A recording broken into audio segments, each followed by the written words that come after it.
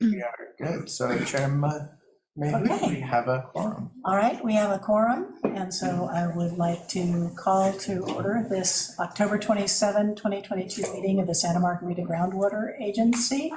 Can we please have a roll call? Yes, Director Engfer. Here. Director Koenig. Here. We have a noticed absence from Director McPherson. Director Cassidy. Here. Director Koopman. Here. Director Pollock. Here. Director Dillis. Here. Director Stiles. Here. Director Perry. Here. Director Ackerman. Here. And Chair Mahood. Here. And then we have a noticed absence from alternate Director Brown. And I see,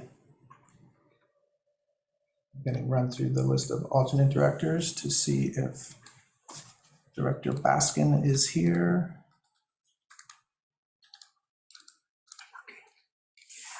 I'm not seeing Director Baskin. I'm going to look for Director Hutchinson.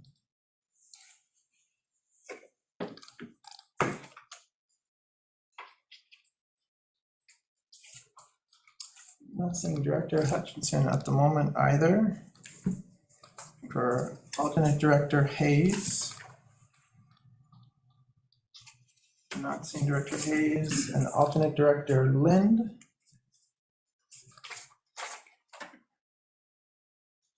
I'm not seeing alternate Director Lind or alternate Director Eckwell. Here. Thank you. And alternate Director Smalley. Here. Thank you. Okay. Are there any additions or deletions to the agenda? No.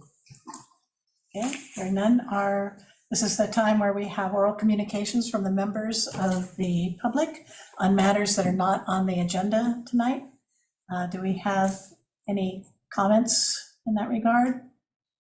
Barrett, can you keep track of that for me? Sure. Yes, there's no hands. And there's two of us. We actually have Laura Parch, who is working with Tim, and myself. So yes, there's none from the audience, remote audience. All right. Then having no oral communications, we'll go on to individual directors' reports. And there'll be two tonight, based largely on, Jack and I both went to the groundwater conference about a month ago. I really enjoyed it. It was great. We got to meet Rob for the first time. What I thought I would just report on is the airborne electromagnetic study, which I got to meet the people that actually do the studies and talk to them about the constraints they have on flight lines and things like that. So if I can have the first, I've got 3 quick PowerPoint slides. If I can have the first one up. Sure, let me pull those up and I'll share my screen. Great, thank you.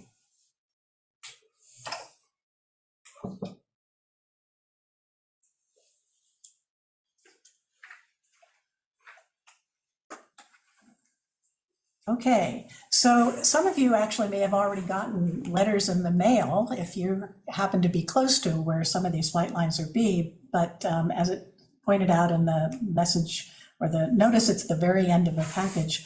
Coming soon to our neighborhood is an airborne electromagnetic geophysical survey that will go on for a few days starting sometime in November.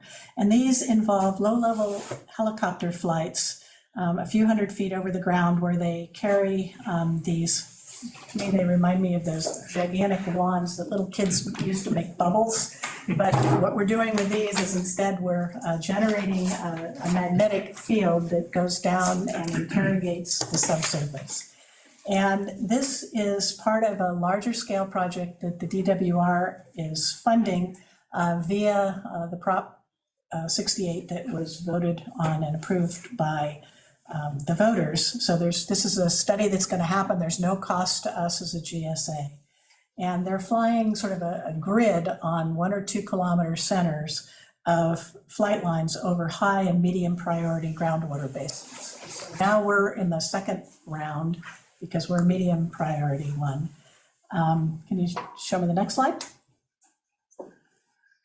And the way these work is that you induce a magnetic field in the loop, and this magnetic field induces an electrical current in the ground. It's kind of like a gigantic induction cooker.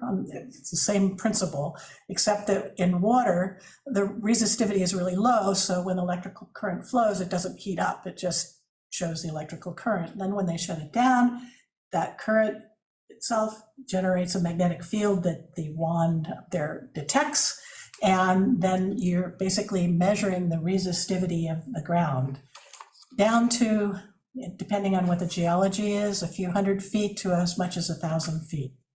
And what it's good for is finding the location of shallow water tables and distinguishing between coarse-grained rocks like sandstones or gravels that can hold a lot of water in them, that is aquifers, versus things that are clays, which have they're fine-grained, they don't allow water to go through them, and so they're aquicludes, they prevent water from moving. So in other words, you can get this visual image that shows you where the aquifers are and where the aquicludes are. The other thing they can do is that the seawater, because it's salty, transmits electricity better, and so the resistivity is lower, so you can see the difference between freshwater and saltwater, so you can see places where seawater is intruding into your aquifers. So you want to show me the next slide? And this one, they took out my picture of where the flight lines are because they didn't want me showing them. But this was a work that was actually pioneered in this area by a colleague of mine, Rosemary Knight at Stanford. And they used it along the Monterey Bay to first detect exactly how far seawater was intruding, for example, in the Pajaro area, into the aquifers there. And when we learned that they were going to extend further north into the Santa Margarita Basin, I worked with Georgina, going back and forth with the geophysicists that were doing this, to propose some flight lines that would allow us to do a few different things. One is to get a better handle on the subsurface geology, for siting potentially new production wells for Scotts Valley and for us, or places where you would put infiltration basins. Like, in other words, you want an infiltration basin into the Santa Margarita where it's directly overlying the Lompico, so it goes in there and doesn't bonk into the Monterey and flow on somewhere else. We hope that it might tell us some information about relationship of surface water and GDEs to groundwater. A little bit, they haven't really demonstrated this as well, but this is an important thing for us, so we thought, what the hell, they're paying for it, we'll better try it. And then it also is an opportunity to get some details in the shallow Monterey Formation. And we couldn't get all the lines we wanted because they can't fly over heavily populated areas with power lines or buildings. But we did get about 5 different lines, including one that goes up La Gulch and another one that goes up Zianti Creek. So I'm hoping that we'll get both some information on GDEs and some maybe help with you guys trying to understand what changes in the Monterey cause some people's wells to go out and some don't. That'd be great. Can't promise, but it's an experiment. We'll see if it works. So if you see these gigantic bubble ones flying over, or anybody Call 911. sees them, please do not send them to the San Lorenzo Valley Water District saying, "What are you doing? These magnetic fields, flying over us." Okay, so I think we should use this as an opportunity to educate, and that we're actually finally doing something. We're actually looking for water. We're trying to understand our structures so that we can actually start implementing things rather than just talking about them. That's great. So Jack's going to tell us a little bit about the meeting. Yeah, but first, thank you for explaining that so well. I sat through at least 2 sessions where they talked about that in more technical terms, and you made it real, especially talking about our local situation. So thanks. I understand it better. It's like a giant dowsing rod.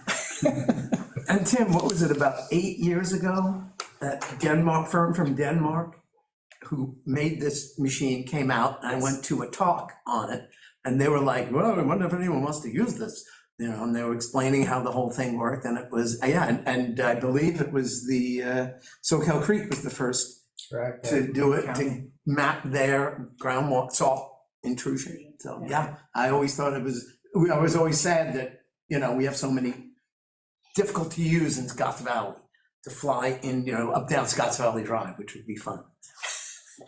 Anyway, I that's learned great. they also use this on vehicles and Yes. also stationary That's right. equipment, different ways Yeah. with the helicopters. That's an important point, is if we discover that there are certain problems, like, for example, we don't know right now where the exact western boundary of the basin is in Right. Felton. So for example, how far the Lompico goes up Ben Lomond Mountain, and it would really be nice to know that.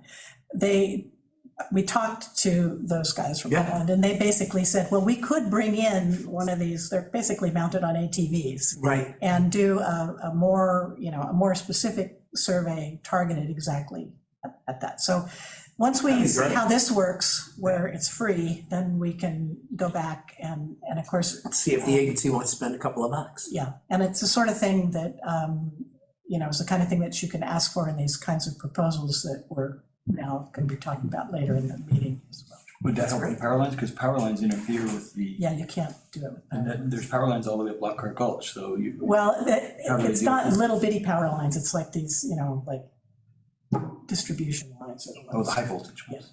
Yeah, little power lines that are not, So I'll get to a few Okay, few other highlights. yes. One session talked about multi-benefit project opportunities.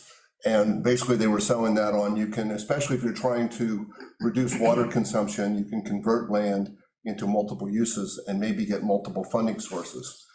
They talked about, you know, if you're using less water for irrigation, for instance, in the farming areas, you might go to grazing, solar dryland, some crops, parks, recharge, habitat protection, all these different things. Saves water by using it for something that's not so intensive on the water usage. And apparently there's some funding, I don't know that it's a lot, from several state agencies that specifically go towards multi-funding. And you touched, Gail, on water recharge, I think, and you know, if you can solve one problem like flood control and use it for something like saving that water and using it for water consumption, and you've again, serving multiple purposes. So I was intrigued by all that. Heard that water rights versus water management versus water conservation are all these, they didn't mention housing, but they're kind of a little bit all at odds with each other. And so basically we have to appease everybody and find a way to work through the different constituencies. We heard a lot about aquifer storage and recovery, ASR, direct injection into the ground, where, you know, where we have extra water during the winter, and then if we can put it get it into the ground, then perhaps we don't have, that'll allow us to use that water later. I found interesting that Utah, where they've done some of this, has a similar situation. They also use about 80% of their water for agriculture, like us. So the climate seems a little different there, at least right now. But I guess it's similar in that regard, how much agriculture they have, which I didn't know. I didn't know that. And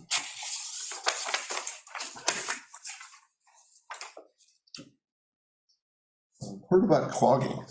That sounds like a boring thing, but apparently it's common that clogging A happens in whole wells. session all about. I didn't know. Not dancing, not that kind of. No, no.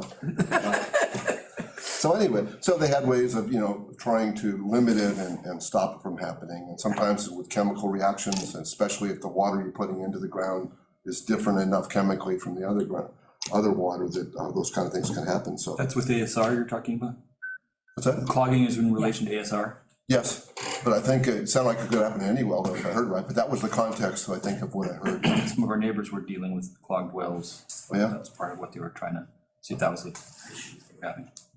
Sounded like it's something that can take a lot of work to fix it too, expensive.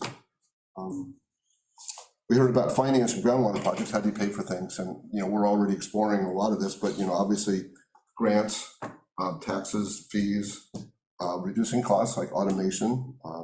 And then it got into how we allocate the costs. And of course, the message was anybody who benefits, it's in the area should be paying for one or the other for those fees. And even grants, I would argue that we've all paid for that because the grants come from the federal or state government, and, you know, we paid for all that. But anyway, we're all part of that. they talked about two specific sections in the water code that I'm not real familiar with, but basically one of them allows, it's a source of money, you can charge fees to folks, and that goes just for administration and studies. That's a relatively easy one to, you still have to go through the public process, but it's relatively easy to adopt, and no protest, no ballot, but folks have the right to come to the meeting and speak up about it, obviously. But anyway, it's based upon things like metered supply wells, rural residential estimated usage, and agriculture. It's based on crop irrigation where that works. And they seem to be moving away from acreage basis without considering water usage. So I guess there's been some criticism that if you base charges just upon acreage, that you're not really getting how much water they're using. So they're trying to be more accurate with getting as much water usage information as they can before adopting fees.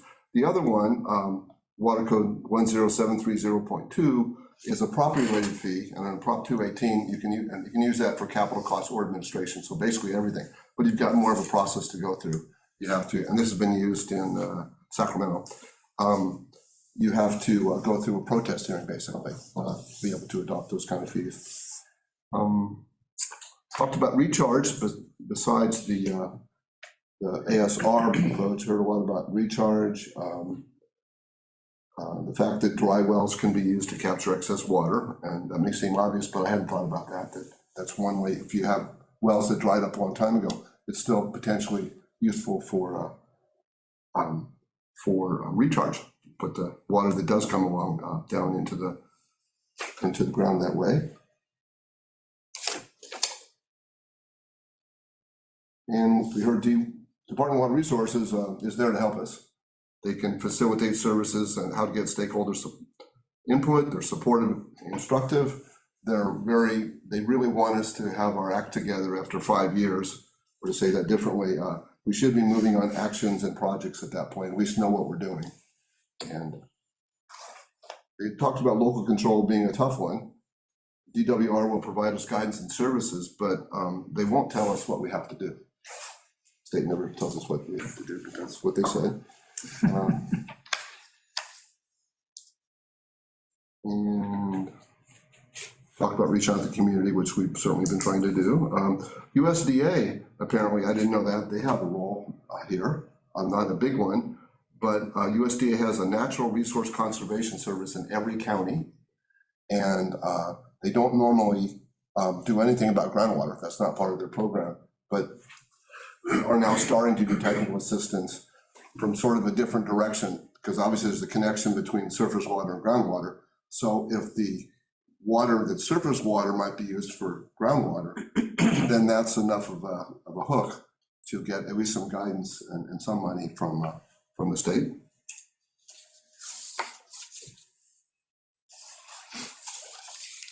And that's it. Okay, thank you.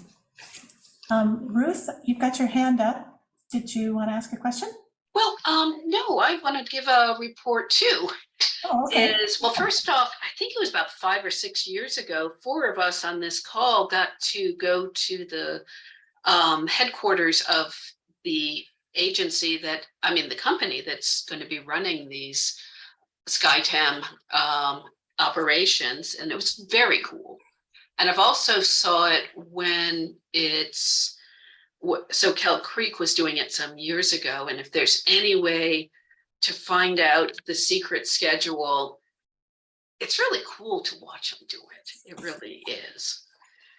I went to the water reuse conference up in San Francisco, and Department of Water Resources was putting out their direct potable reuse ideas, their draft regulations, and it was a standing and scrunching in room only crowd. Everybody wanted to be in there, and they are mandated to have their regulations for direct potable use out by the end of next year. So it's happening and rather amazing.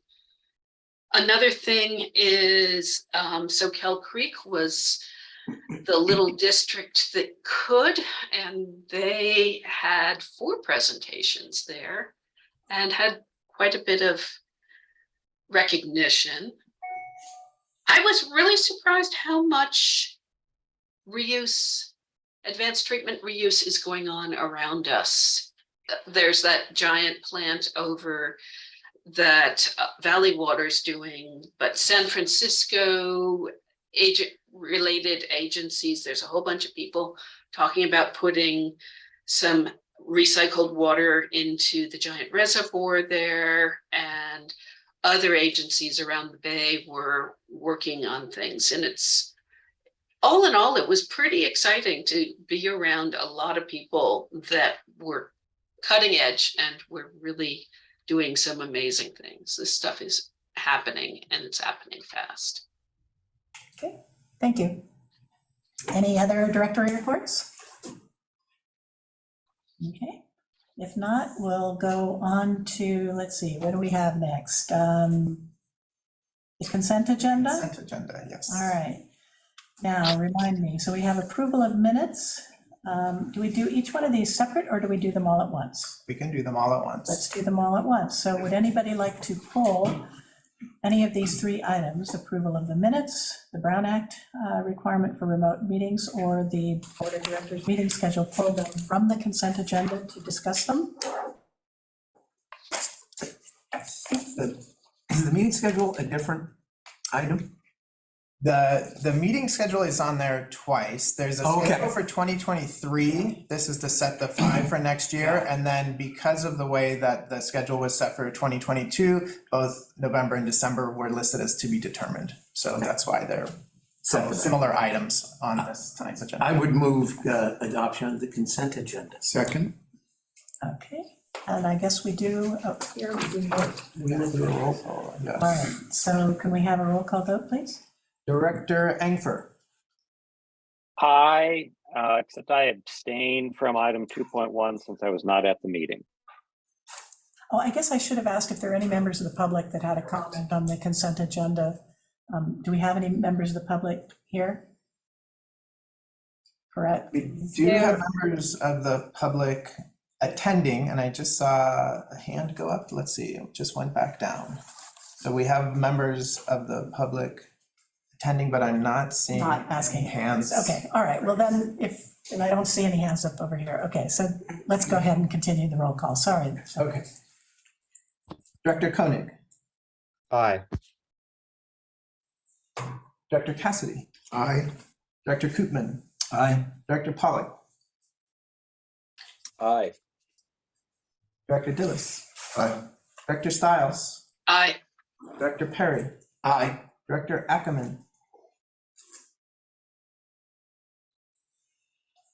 Sorry, couldn't find my Zoom. Aye. Chair Mayhew. Aye. Okay, consent agenda is adopted. All right, so now we go to presentations, and the first one is one I've really been looking forward to, is a summary of the City of Santa Cruz's aquifer storage and recovery investigations. Heidi, are you going to give that to us? I am going to give that, thank you. Okay, Hoping I can share my screen appropriately this time. Can you tell me which side you're seeing? We are not seeing it yet, so maybe try once more, and if it doesn't work, I have a copy of it here, Heidi. Okay.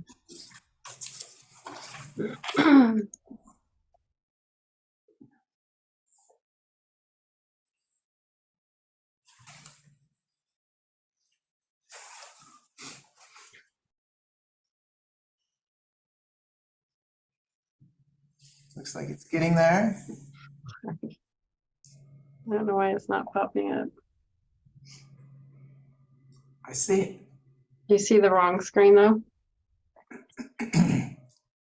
We see them both, so I think if you can go into the presentation mode on there, it'll, it should drop that. There you go, perfect. So is that looking good for everybody? Yes, it does, Heidi. Wonderful, thank you. Good evening, everybody, and I am happy that there is interest in this topic, and thank you for inviting me to speak with you tonight. I have three kind of opening remarks to maybe couch this conversation. When I was first thinking about how to put this presentation together and give a summary of the work that the city has done on ASR, I thought, well, this might be really easy because we've done so much work. And then when I started putting the slides together, I realized how complicated it is because there is so much work to be done. And so I will start with saying that there's, I'm probably flying at about 10,000 feet. The city has worked collaboratively with Soquel Creek Water District and others and have hired a number of subject matter experts. And so if there are questions that you are left with after this meeting, we can probably address those after the meeting. But I did try to find like a sweet spot between giving enough detail so you know what we're doing without going too much into the weeds. The other thing I want to say is we're only looking at ASR tonight. In my experience, all water supply planning and implementation is very complicated. The issues that we're seeing with ASR, we see with all water supply projects. I was the project manager for the desalination project, and we grappled with very similar issues in terms of water quality, regional partnerships, water rights, land acquisition, permitting, all the regulatory requirements. And so the reason I say this is there's some information that I share that a reaction might be, oh, we don't want to do ASR because of X, Y, and Z. I've not seen any kind of seamless or silver bullet water supply project. And I think that low-hanging fruit of water supply is gone, in part because there's so many regulations around water, which is a good thing, in my opinion. And I talk a little bit later about the regulations around ASR and how how it's scrutinized and requiring us to really look at every issue that might come up. It's a good thing. But again, water supply planning and implementation is challenging, in my opinion, across the board. So with that, I do have about 30 slides, I think. I'm happy, whatever you would like to do with respect to asking questions during or after. I've chunked it out into 3 discrete pieces if there's a nice time that we can stop and have a conversation about each piece. So I put this goal up for you.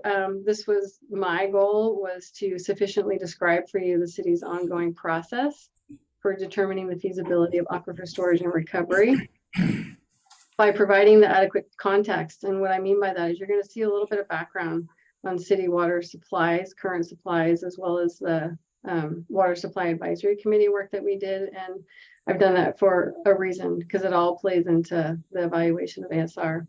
And all of that to gain an understanding about how thorough, transparent, and iterative the nature of the work is.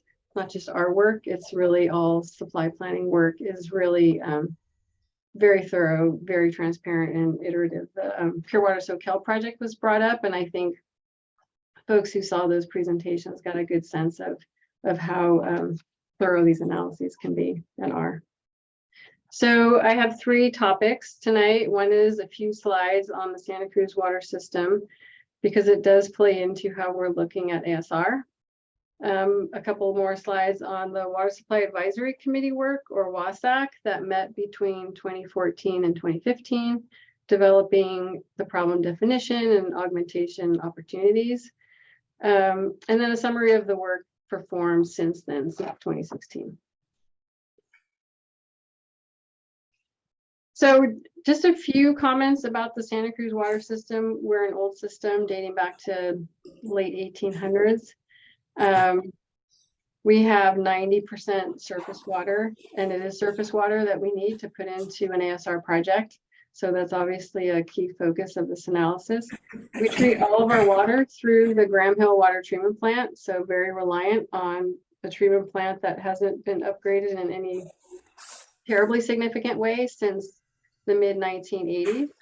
We do have 2 groundwater, we have 4 groundwater wells and 2 groundwater treatment plants out in Live Oak. And then, as you know, we have only one storage, Loch Lomond Reservoir, and have been seeking additional storage since that storage was constructed back in the mid to late 1960s. We have two areas that are really kind of focal points for us in looking at ASR, and one is the Graham Hill Water Treatment Plant, which again hasn't been upgraded since the mid 1980s, and then what we call our coast pump station, which takes water from pretty much all the flowing sources and delivers it to the treatment plant. So those two key pieces of infrastructure really need to be evaluated and upgraded in order to make an ASR project in either the Mid-County Basin or the Santa Margarita Basin function. And then, of course, on top of all the infrastructure is the water rights that the city holds on our flowing sources. And I do have a slide just talking about the opportunities that modifying the water rights is providing to us in terms of ASR.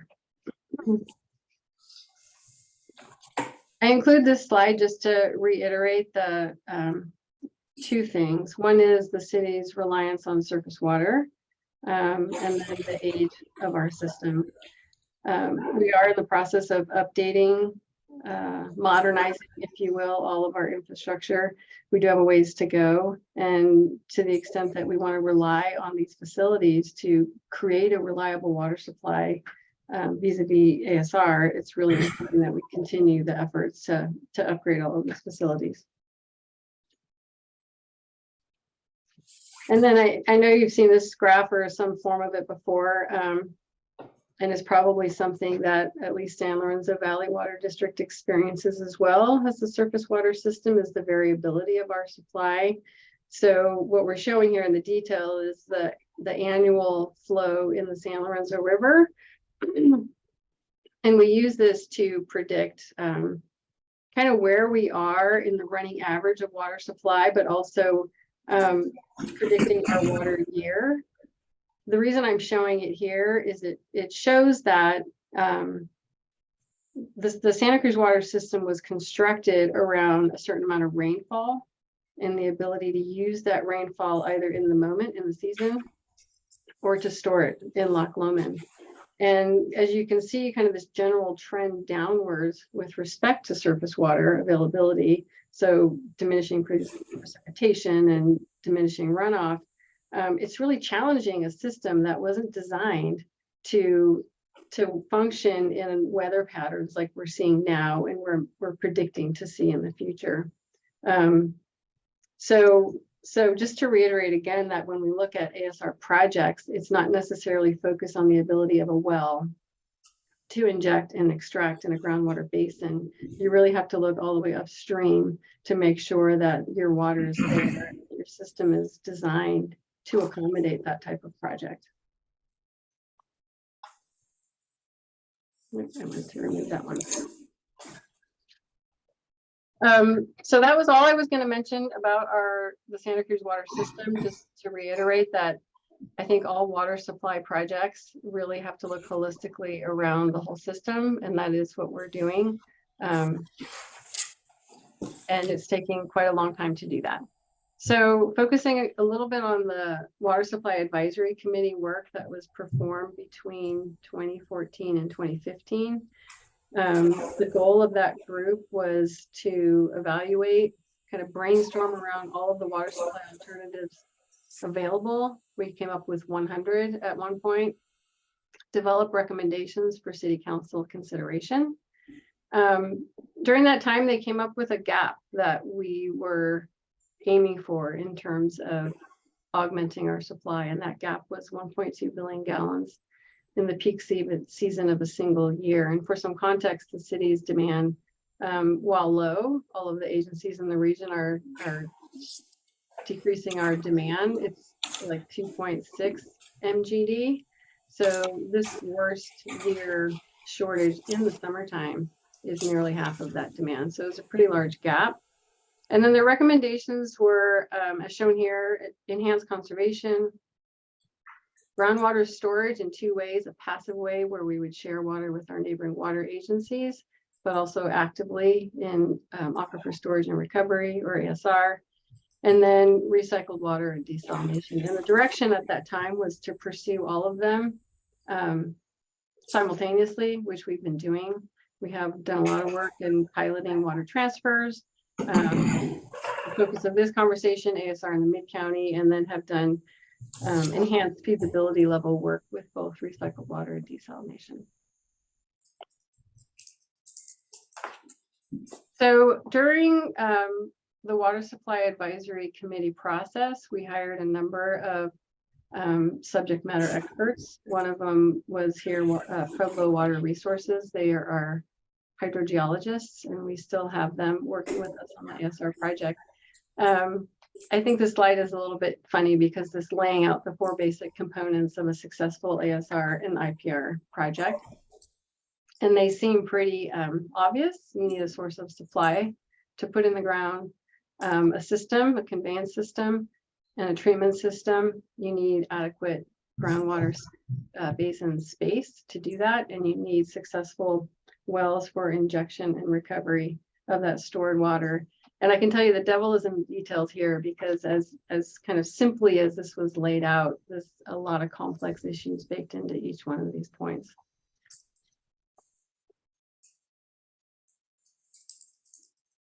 So again, during the work of the Water Supply Advisory Committee, and going through those 4 basic steps, they did a lot of background work, working with your agencies and the work that you've done, looking at existing wells and the geology and supply availability.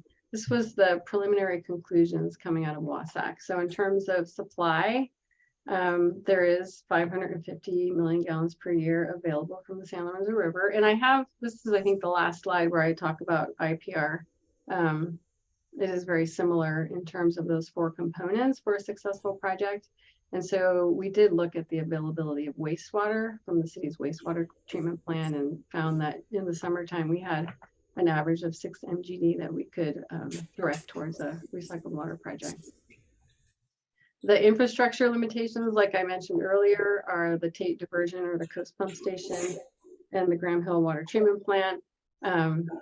What we did, and I think you'll see on the next slide, is evaluated how much ASR could we do with existing infrastructure, and then what that limitation was, and what we would have to do to the existing infrastructure to maximize ASR. And so here you can see we can get up to 2 MGD without any upgrades. And then with upgrades to maximize the ASR, we could achieve an 8 MGD project.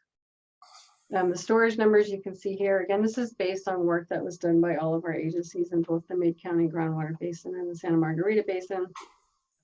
The conclusion here was that at this time, so this is about 2015, that there was sufficient space in each of the basins to accommodate an ASR project and or IPR project, to meet and exceed the needs of the demand gap defined by the Water Supply Advisory Committee.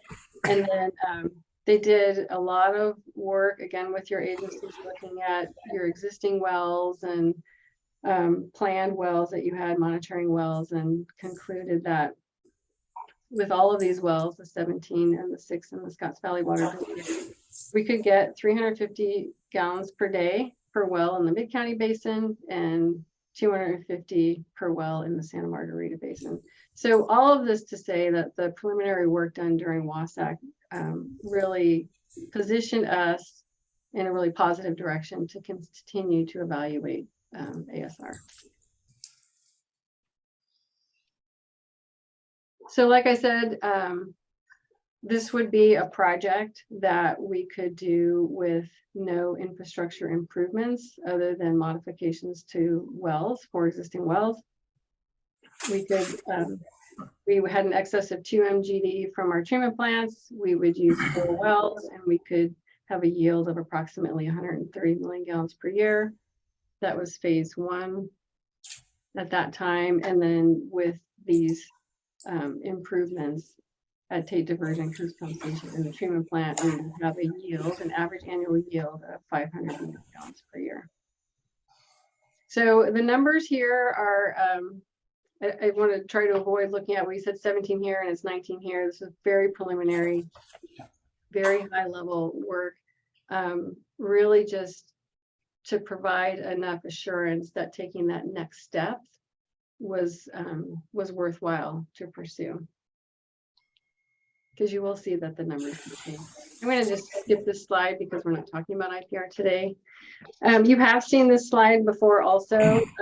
I think it's really important for a couple reasons.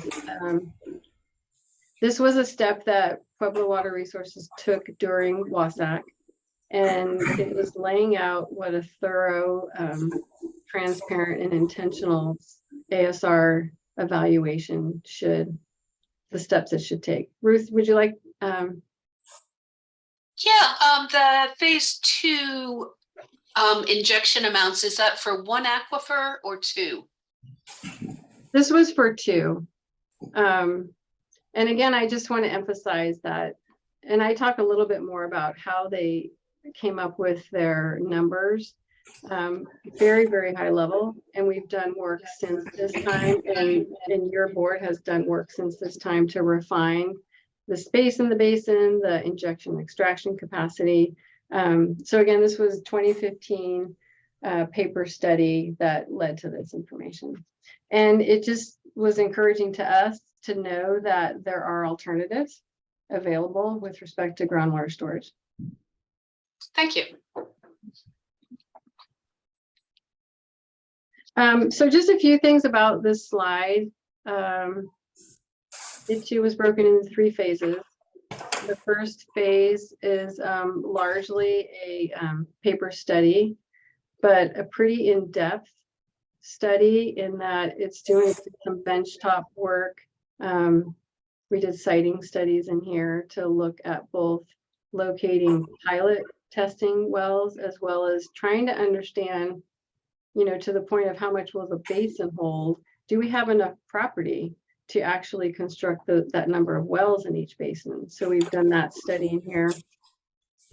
And it's taken, I think all of these things are on the high side. So phase 1 for us has taken about 2 years. It's very detailed. Phase 2 is when we do the pilot testing. We're doing pilot testing in each well that we think could be promoted to a permanent full-scale ASR well. We're currently piloting at 2 of the City of Santa Cruz existing production wells. And again, this process of piloting will take about 4 years, and that's per well. So it's extremely labor intensive and intentional. There's a lot of data collected along the way, water quality data, performance data on the wells. And it is 4 years per well, which we've done so far, but we're also stacking them so that if we ever did construct 8 wells, it's not 32 years. We would start to do things in parallel to expedite a build out of a project. And then phase 3 here is construction of an ASR project. I don't really talk too much about this phase because we're not there yet. We will very likely in the next maybe 2 years construct or convert our Belts wells to permanent wells. So we're looking at issuing design contracts to do that and construct that, but largely we're not in the meat of this, which would involve property purchase, rights of ways, new infrastructure and things like that. So I'm not really going to talk too much about phase 3 implementation.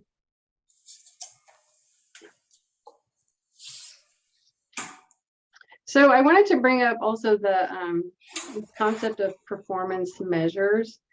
During the Water Supply Advisory Committee process, it was one thing to lay out the phases and what each task in each phase was, but it was equally important to understand when do you stop pursuing ASR? And so the develop a use groundwater model, what we came up with was, and there's more meat to each one of these. I'm just trying to give you a snapshot of how we were thinking about doing this in a stepwise fashion. So in the groundwater model, our threshold was, or our performance measure was, if we couldn't achieve a sustainable 5 million gallons per day injection, that's where we would really think about, is this the most efficient water supply project? Are we seeing, and this 5% is incorrect, it's actually 20%. So if you're seeing 20% or more of losses in your basin, that becomes an inefficient project because you're having to create more wells, spread them out, and it might not be financially the right choice in terms of where to develop supply. So every task of every phase has an important criteria that we had to meet in order to proceed. Another important one, I think, is the third bullet. We decided that as an industry standard, 250 gallons per minute per well is an important threshold to meet, so that again you're not building 25 wells instead of 8 wells to meet your objective in terms of filling that gap. We have performance measures for geochemical interaction, and then again looking at sites to make sure that even if the basin can hold volume, that we actually have wells that can inject and extract that needed volume. Phase 2, the pilot testing. I think there's maybe 2 important ones here. We talked about trying to meet an average injection rate of 250 gallons per minute. We're looking at well plugging to make sure that the water that we're putting in the ground, whatever interactions are happening within the ground, are not impacting the functionality of the well. Well plugging is really important. And then the other one was we're doing a lot of groundwater modeling along the way. As we understand more about the injection extraction rates, we're updating the groundwater model and making sure that what we're putting in the ground is not predicting any impacts with respect to positive or negative, wanting to understand if it's a negative impact on the groundwater levels, or which would be water coming out of the ground or impacting neighboring wells. And then positive impact would be meeting the GSP criteria in both basins. And then I'm not going to go too much into detail on phase 3, which is permanent facilities, only to reiterate that one of the scenarios that we're looking at right now has 4 existing wells for the city, the 4 Belts wells, and 6 additional wells. And in our region, it's challenging to come up with 6 additional wells. It's not impossible, but it's a challenging effort to come up with 6 additional well sites for a project. So there's a lot of details to investigate here. So now what have we been doing since WASAC? I'm going to talk a little bit about the siting study that we've done, some of the groundwater modeling, the pilot testing and what we're seeing, and then a little bit about the regulatory framework around ASR. So this is an older image, the study area that we created during WASAC in 2015, but it is the image that I have that encompasses all of our study area in both the Santa Margarita and Union County groundwater basins. So in blue, that's Soquel Creek Water District, red is the city, and the yellow, of course, is Scotts Valley Water District. This is the results of our ASR siting study. It's a lot of numbers. The table was very long, and so I cut and paste so that you could see every agency represented. What this effort was for was to, again, look at each, do a deep dive of the data that's been collected by each agency in terms of your well siting, rank them or evaluate them based on this criteria listed here: hydrogeologic factors based on the geology, the site condition, the constructability, the regulatory framework. Some wells are in the coastal zone, some aren't in the coastal zone, and then any environmental implications based on its location. And you can see then we scored them and we ranked them. And I have findings on this next slide. These are the ones that we looked at in and around Scotts Valley. I think I showed this last time. And then these are the ones that we looked at in the city of Santa Cruz and then in Soquel Creek Water District service area. And the findings were again positive. The city of Santa Cruz has 17 potential sites with estimated injection capacities from 20 to 1440 gallons per minute. But if you remember, the 250 gallons per minute was our threshold. So we would not be pursuing all of those 17 sites. We would be pursuing ones on the higher end of the injections scale. Soquel Creek has 12 potential sites that are really right in that range, really good candidates for ASR, and they're not existing wells, they're potential well sites. And then Scotts Valley Water District has 9. This is actually the wrong units, but this is about, I think, 40 to 80 gallons per minute. So even though it's on the low side of our threshold, the wells that we looked at weren't located where we think there's real benefit, and that's in the Sky Park area. I think your GSA found that it was the Sky Park area and then in and around Hanson Quarry, where wells would likely be more productive both on the injection and extraction side.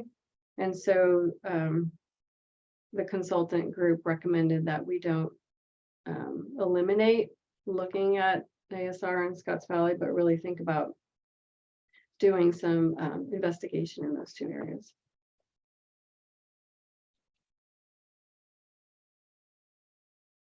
So the well siting study did 2 things. It revealed all the data that we have to support both the groundwater modeling and some of the hydrogeologic work that we're doing, and identified sufficient sites that give us some confidence that we could develop ASR in both basins.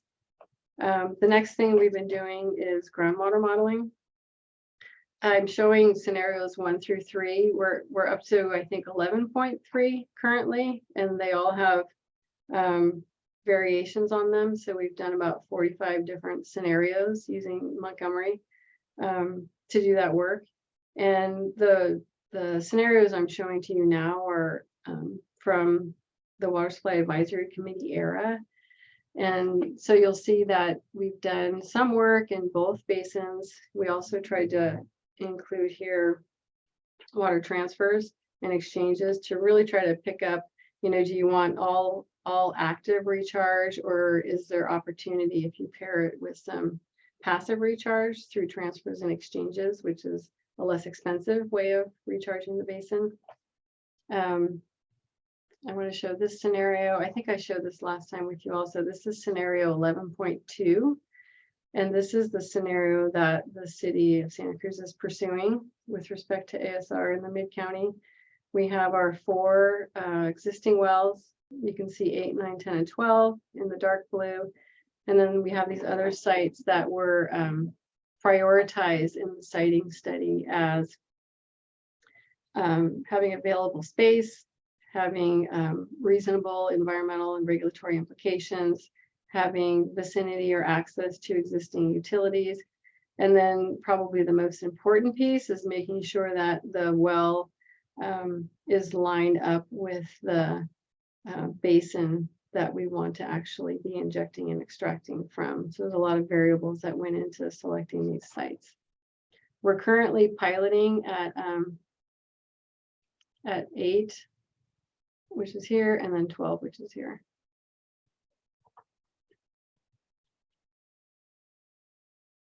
I wanted to show some of the data that we collect for pilot testing, and so I'm only showing a real high-level snapshot of the data that we collected from belts 12.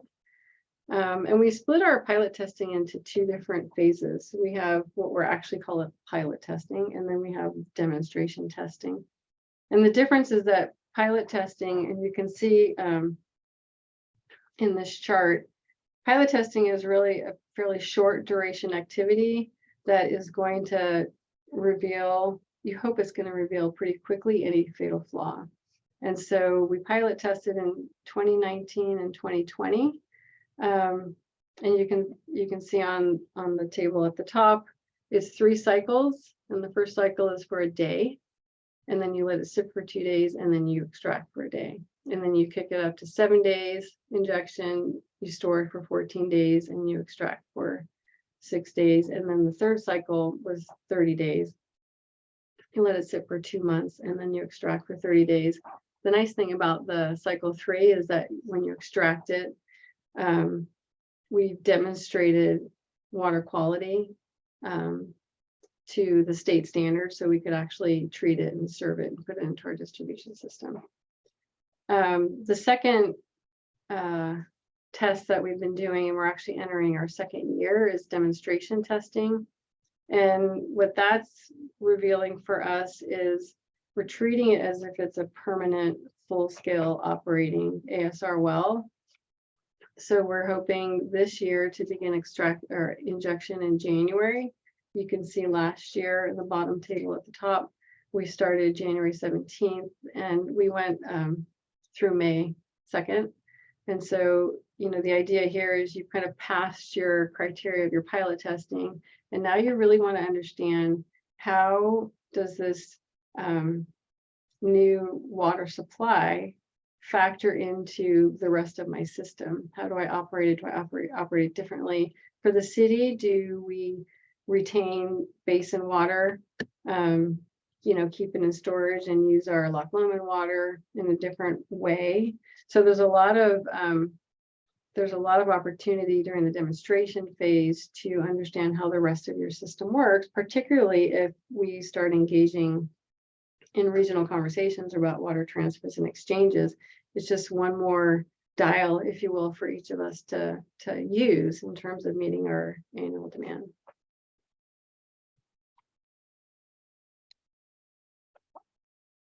And then a little bit about the regulatory framework around ASR. It is regulated by both the Regional Water Quality Control Board and the Division of Drinking Water. The Regional Water Quality Control Board pretty much regulates everything from the ground down, and DDW is regulating everything on the extraction side. So again, we need approval from the regional board to put water in the ground, and we need approval from the Division of Drinking Water to take it out of the ground and to serve it to our customers. We have a suite of monitoring parameters for both the injected water and the stored water and the extracted water, and we report on those metrics quarterly. We have sampling locations both at the test wells and a network of monitoring wells surrounding each of the test wells. And then I wanted to talk a little bit about some of the performance measures that you saw in phase 2, and just kind of draw out some of the things that we're seeing in each of these areas. Again, I'm highlighting these because I think they're interesting. I'm happy that a lot of these topics come up for us, because that is the whole purpose behind pilot testing and demonstration testing, is to really stress your system and understand everything that can happen on the water quality side, do you have the water to put in the ground, are there changes in the basin, and how is it operating on the extraction side. So I think the pilot and demonstration and the suite of things that we're really trying to understand is going to get us to a project that there will be less surprises, if any.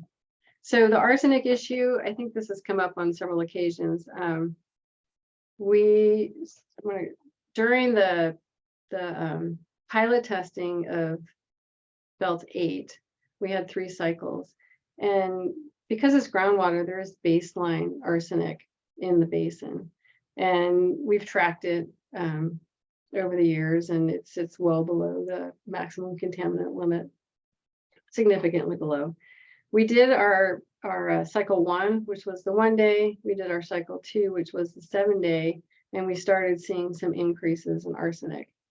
And so we didn't proceed to phase 3, which was the 30 day. We took a pause and we collected our samples, and between our hydrogeologist and a water quality expert that they know in basin water quality issues, they determined that it was a natural phenomenon where the water quality, likely the pH of the water going into the ground, was releasing some of the arsenic that was naturally bound in the groundwater basin, but that over time we would see it drop off.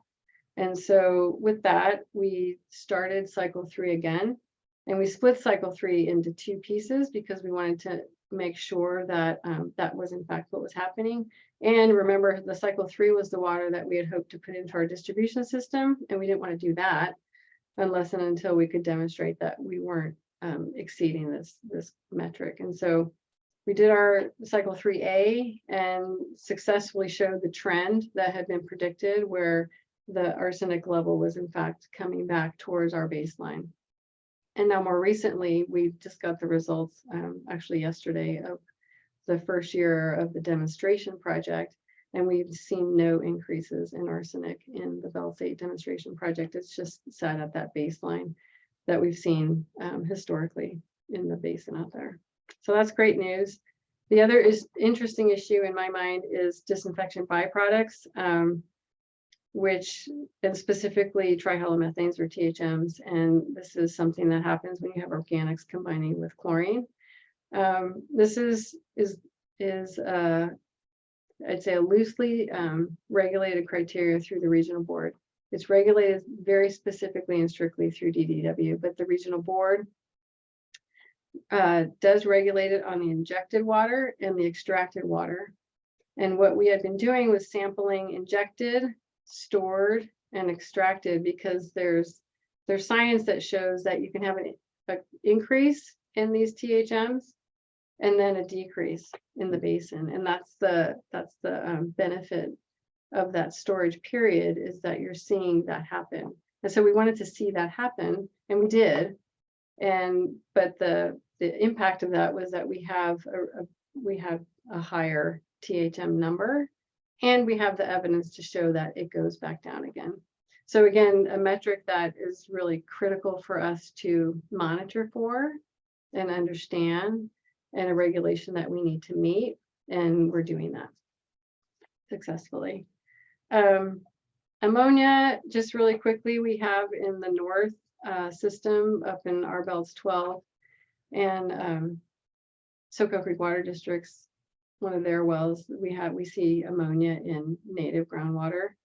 And we're thinking that an ASR project will actually be beneficial in that region, because the ammonia is native. It's not surface. It's not the surface water impact. It's native to the basin and the groundwater. And so an ASR project in that area could dilute the ammonia and allow it to be more easily treated for. You can treat for ammonia, but it becomes more expensive.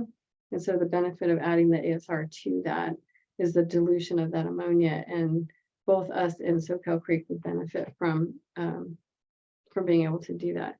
So a real positive benefit of doing ASR in some of these areas. And then the last point, the water availability, I think that one's really interesting, because I don't know folks that know Toby Goddard, who was our conservation manager here, but somebody asked him, what does it take to make a rain barrel program work for conservation? And his comment was rain. And it just occurred to me that what does it take to make an ASR project work? And the answer is rain. So water availability is something that we're really keeping our eye on. And if we remember back to that slide, the water variability on the San Lorenzo River, it's a little nerve-wracking, the decline in precipitation and therefore surface runoff. That's going to impact our ability to reliably build out an ASR project, and it's going to have an impact on our ability to reliably build out an IPR project or a groundwater injection project that relies on recycled water, because recycled water is tied to water that we are serving our customers. So again, through the piloting, it's something that we're looking at to understand where in the season can we inject, because we have the water available, and will have an impact on how we actually operate and build out this system.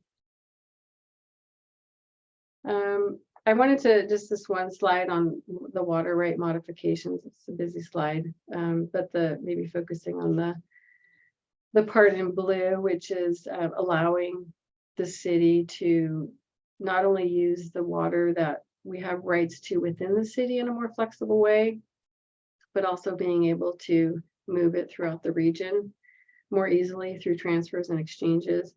The water that we're putting in the ground at Belts is a water right modification. We have to do what's called an underground storage supplement to take surface water and temporarily store it in the ground and then take it out as surface water and serve it to our customers. So that all is regulated through the water rights process. And then every future well that we construct in a permanent way would also require this USS to a modification to the water rights.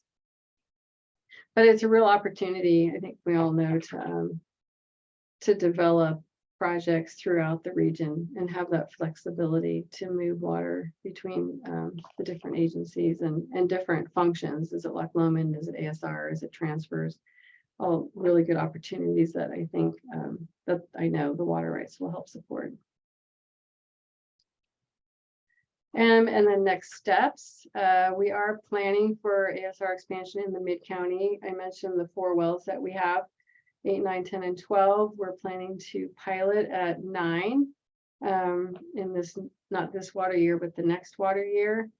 We're positioning ourselves to evaluate if 10 is a candidate to be converted to an ASR well. At the same time, we're, like I mentioned previously, planning to convert both 8 and 12 to permanent ASR wells. With this group, we're looking at opportunities to do ASR in the Santa Margarita groundwater basin. And we're also continuing conversations with SoCal Creek and Scotts Valley about opportunities for water transfers and exchanges, looking at regional partnerships. And as we all know, and the topic of the next agenda item is pursuing grants and different funding opportunities, which are really geared toward drought management, regional collaboration, conjunctive use. So real opportunities out there for that kind of work. And then supporting, of course, the opportunities both with ASR, but also recycled water in both basins. And we are looking at long-term feasibility of direct potable reuse. So that is the material I have for you today.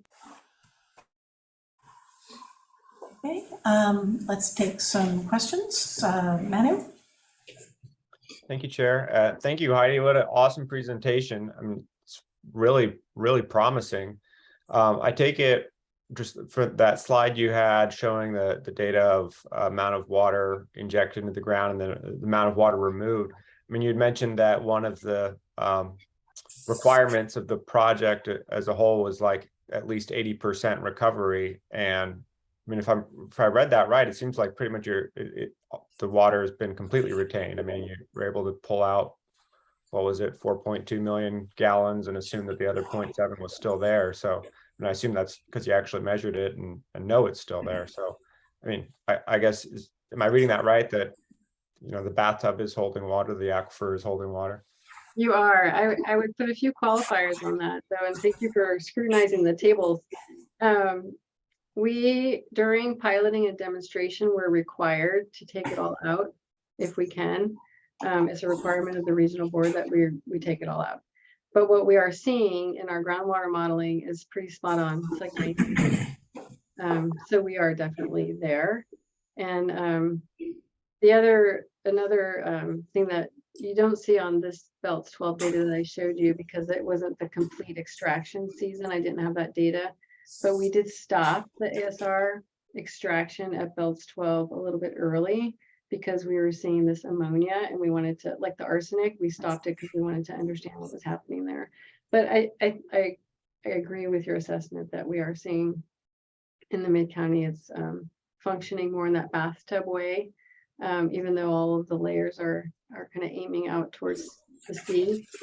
One other comment is that when we talk about operating an ASR, particularly in the mid-county, because it does have that slanting down out to the sea, we really need to be thoughtful about how long we store the water and do we operate it intentionally in this put and take fashion because we don't want to lose the water.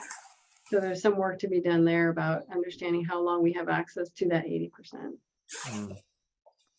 Interesting, thank you. Ruth? I want to figure out if I'm reading this right. The summary sighting study slide, you said the numbers for Santa Margarita were incorrect. And I think I got it that 40 to 80 million gallons a day could be injected. Is that correct? That was the injection. The units were incorrect. So I went from GPM to MGD. So basically we're looking at our basin is not accepting as much water as well. Is that the upshot of this? That's correct for the well sites that were analyzed in the siting study. The recommendation from Pueblo, the hydrogeologist, was to do more evaluation in the Sky Park area and also around Hanson Quarry, because it's those areas that we think the geology is better and will be more, the numbers for injection would go up. Okay, and those other areas that you were looking for in Scotts Valley were more areas where the Monterey is not between the Lompico and Santa Margarita, and so the water would go where it's needed faster. Yet those were eliminated. That's just surprising to me, I guess that's all. And that is one area where I would have to come back to you with some information, and we will, because we haven't done since the siting study and some of the earlier groundwater modeling, we haven't done significant work in the Santa Margarita, in large part because of the activities of the of your agency. So the next step would be to really do some additional groundwater modeling, like we talked about up in your basin, to understand that. And I guess I'm trying to gauge the amount of interest you have in our area. Is SoCal looking like it's a better producer for you and you're more interested? I think that all options are on the table now. And I think that I think a real benefit of keeping those options open are not only the technical feasibility piece, but also the opportunities of regional collaboration. Who has what resource and can share it when it needs to be shared. And those are, you know, less the technical issues and more of the negotiating issues. Okay, thanks. This has been really helpful. I appreciate it. Jeff? Yeah, thank you. Several questions. Are the slides, they're not in the packet, right? Is there a place we can get access to? We will, what will we do to make them available to the board and the public? Right, so the presentation is posted on the website right now. It was just posted today. So Okay, great. It's under the resources tab. And I believe the PowerPoint version is posted right now, but we'll upload the PDF as well. Great, thanks. And then there were some other questions. You were talking about that the ideal wells seem to be more in the Sky Park, Hanson Quarry area. Which aquifers are they being considered there? They're not the Santa Margarita, presumably the deeper ones. Is that what's going on, or the aquifers that you're thinking of injecting into? I'm going to defer that question until that is really a Georgina and hydrometrics or a Montgomery question. That's a Santa Margarita there. Well, it's right under it, yeah. It's sitting on the surface, yeah. And then you mentioned briefly about passive recharge. When you were talking about that, you mentioned passive recharge right in that area because the water just pours into the ground there. What was that question about?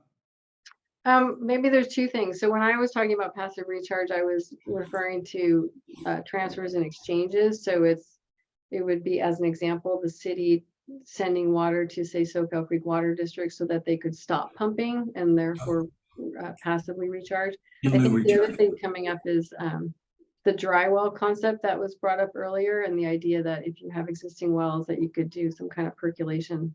I think that was another kind of passive recharge idea that has been going around. Okay. And then you mentioned that that you think that the arsenic could get washed out of the aquifer. The problem with the arsenic being released by the chemistry difference that you'll see that in the initial first few runs, but after a few runs, it'll taper off as some of the initial arsenic is washed out of the adjacent areas. Was that the similar concept with the THMs? Did I get that right?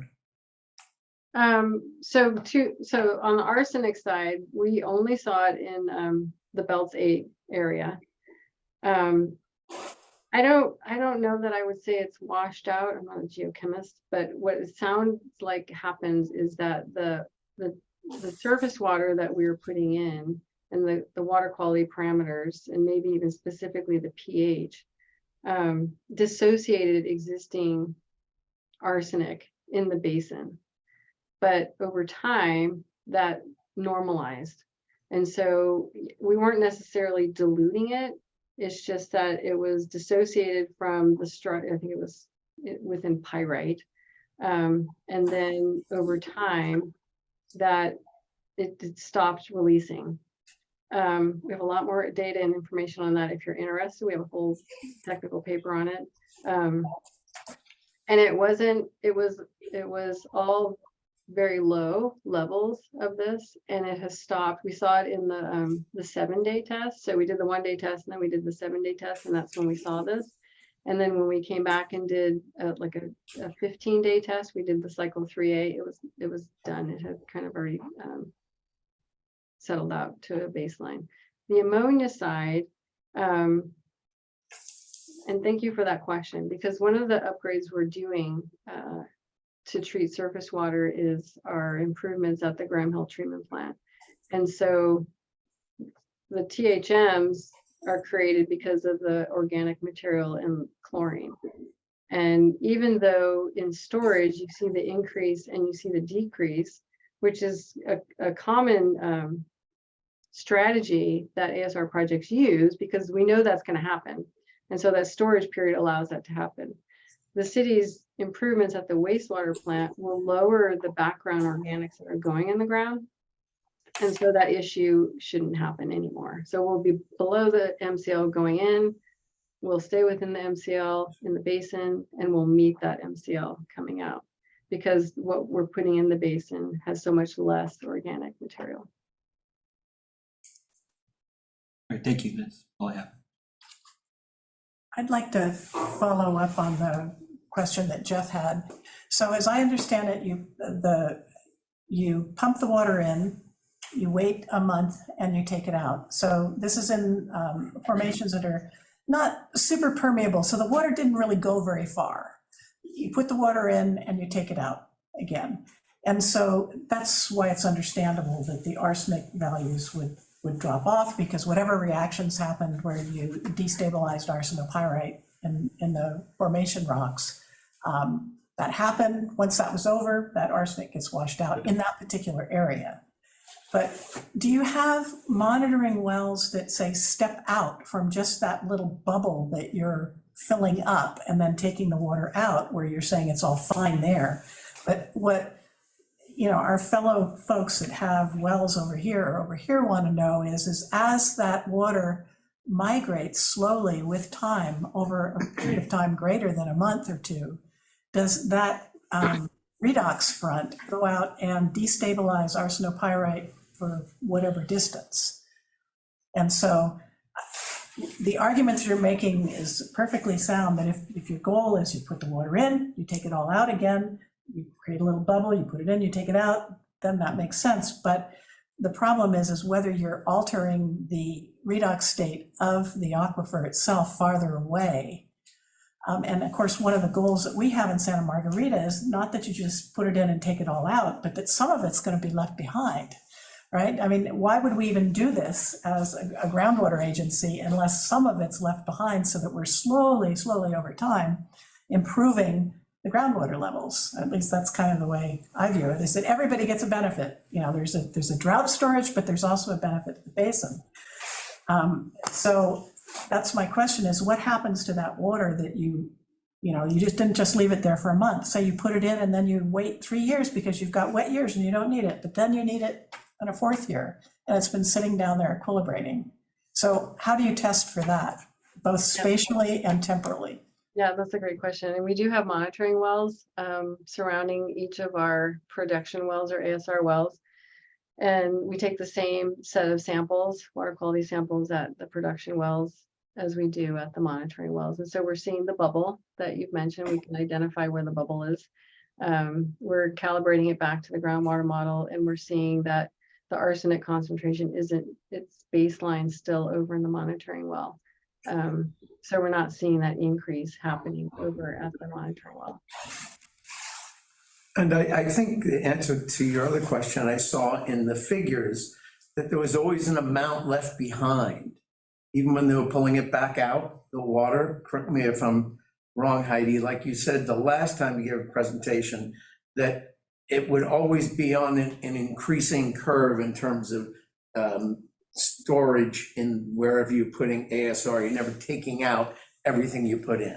Yeah, no, that's right. That, in some ways, that's the problem, because that means you're adding oxygen. No, I get it. I just wanted to make Yeah, that no, point. I understand. Okay. They're taking out 90% of what they put in, which, as somebody pointed out, that's a good thing. It means you can get it back.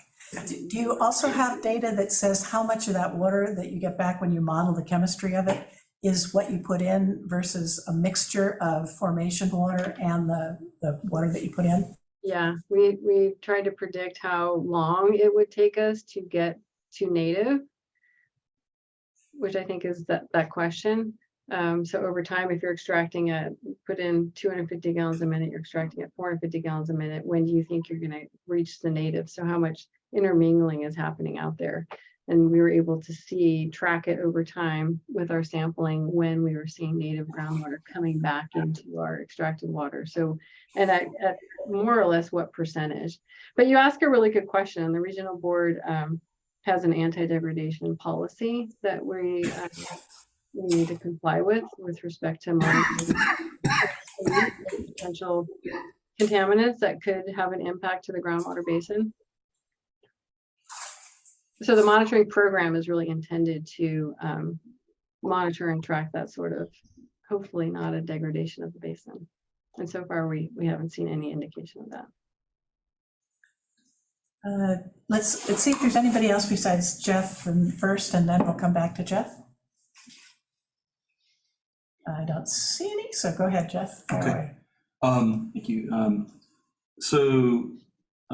Yeah, one thing about our aquifer, as I recall in some of Georgina's slides, that they could show that the aquifer, the water was slowly moving from the northern end of the range across the aquifer and then dumping out in the San Lorenzo River. So it's kind of a flow through our aquifer. So any injected water would make its way, through other material over time. It would progress, right?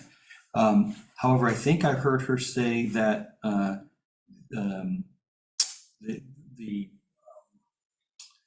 the level of arsenic never exceeded the MCL level. It always stayed, but it was concerning, so they stopped.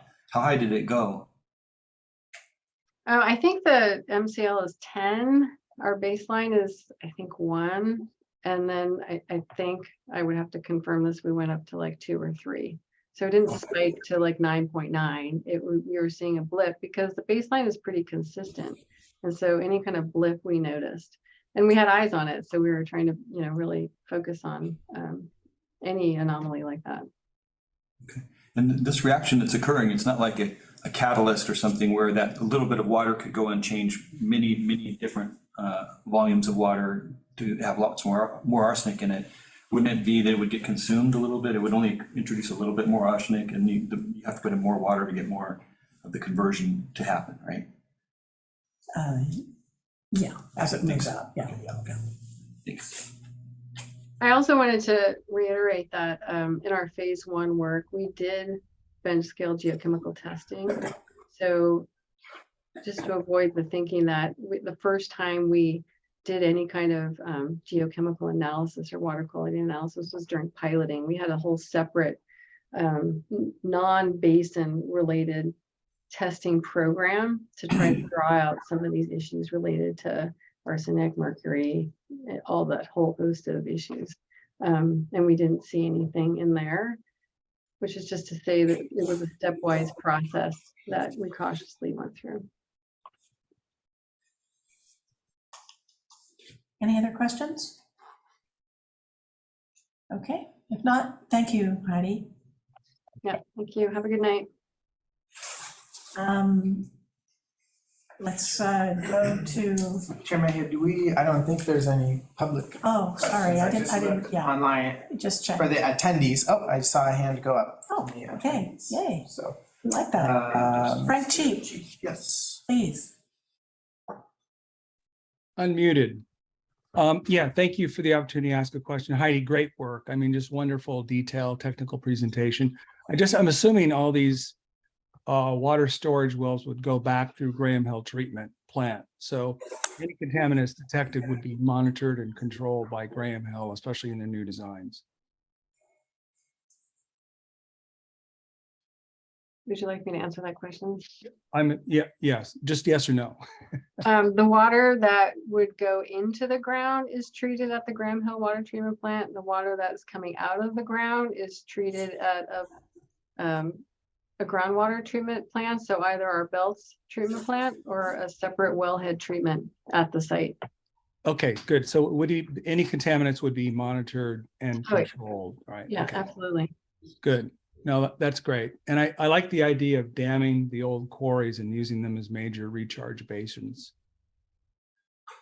That was sort of a joke, but without video, the joke's still flat.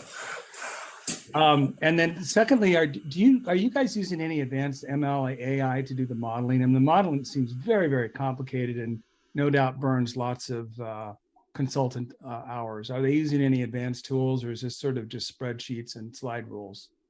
Well, and I think you're referring to machine learning, and funny Yes. that you bring that up, because just this week we have been meeting with our modelers, and they're presenting to us this option to incorporate machine learning into the modeling. Good. Oh, good to hear. And then lastly, what's your estimated cost differential between injected water versus what you're getting for water for right now? That's a great question, and it will be in our analysis. And I don't have a number, in part because of the improvements that we're doing at the Graham Hill Water Treatment Plant, which is going to shift the cost of that water. And we need to be thinking about how much of that shift do you commit to the surface water versus the groundwater side. So it's an important thing to consider and one of our criteria, and we're not there yet. Another candidate for machine learning, then, it sounds like. All right, well, good. Thank you so much for the work. I do appreciate it. Those are the questions I had. Okay, next item, 4.1, is the biennial review of the Conflict of Interest Code. Who's going to lead that one? I'm going to cover that one. And so this is just that every 2 years, the agency is required to review and revise as needed the Conflict of Interest Code. And so the proposed changes in here are relatively minor. There's a title change for one of the positions in here to update the position title at the County of Santa Cruz. And that is the primary change. So upon approval by the board, it would get filed with the county. Anybody want to discuss that monumental change that we're making to the Conflict of Interest Code? Can you read out the change? Can the change be read out, or? Yeah, it's just changing basically it's changing Sierra's title from. It is. Yeah. Yeah, so it's changing the title from Water Resources Division Director, the County of Santa Cruz, to Water Resources Manager. I'll support that. I would move we adopt that new language. I'll second. Okay. Is there any further discussion? Director Engfer has his hand up. Go ahead. Go ahead, Doug. Thank you, Chair Mahood. Tim, can you confirm there haven't been any statutory changes that we need to take into account here, or anything in the state code or anything like that? I cannot confirm that, but let me see if Brett or other staff who worked on this. Normally these type of things are run by legal counsel. I think Terry Rain is on as well. Perrette, do you know that. Yeah, there has not been any. We are late this year. Typically, this needs to be filed, even if there's no amendments, it needs to be filed back with the county. We did not get the notice this time. There has been staffing change at the county, and obviously, you know, there's been change here. So we did check with the county that it's okay to be a little late, and they were okay with that. But no, there has not been any regulatory change. Okay, we have a motion on the table. Are there any more comments, questions? If not, can we have a roll call vote, please? I'm just gonna take a quick look at the attendees and see if there's any public comment on it. I'm not seeing any public comments, so roll call vote. Director Engfer, Aye. Director Koenig. Let me just double check and see if Director Koenig is here still.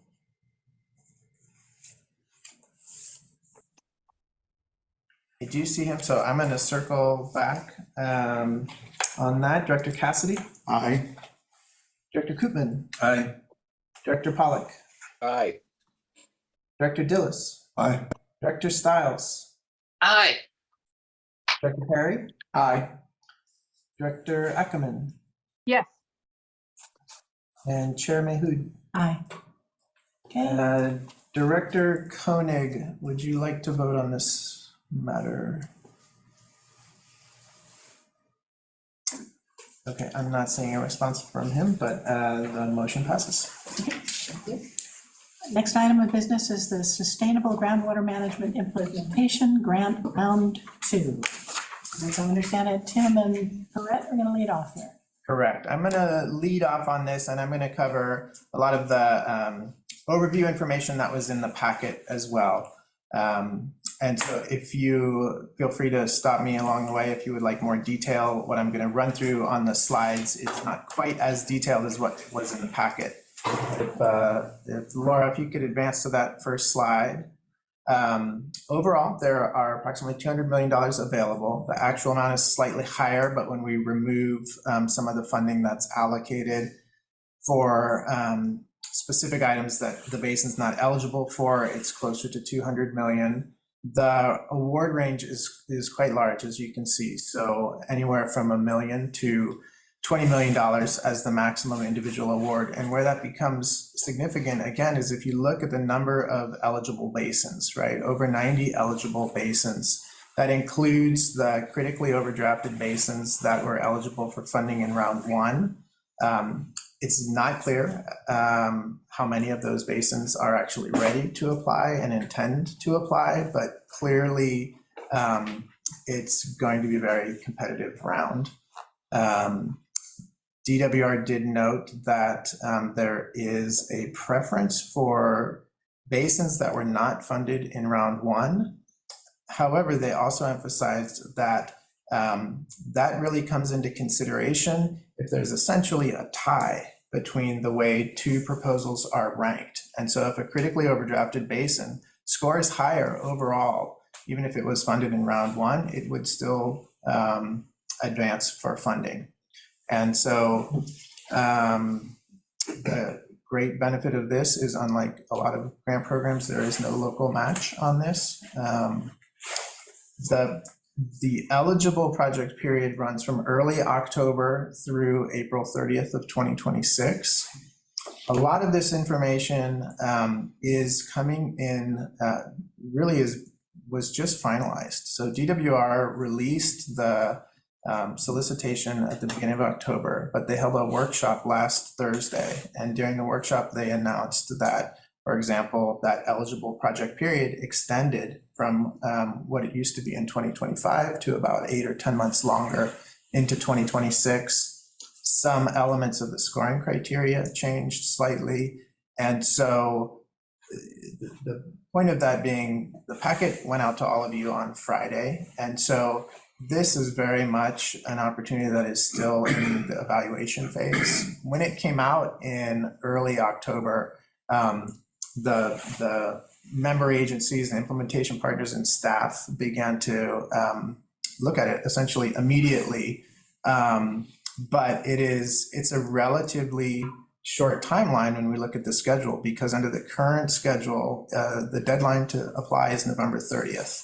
And if you factor in the Thanksgiving holiday, it's essentially sooner. So the amount of time to put together the proposal is relatively short.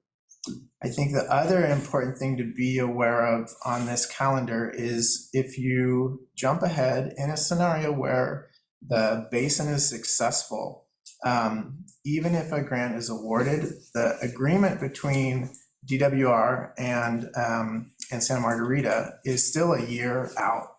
And where that becomes significant is usually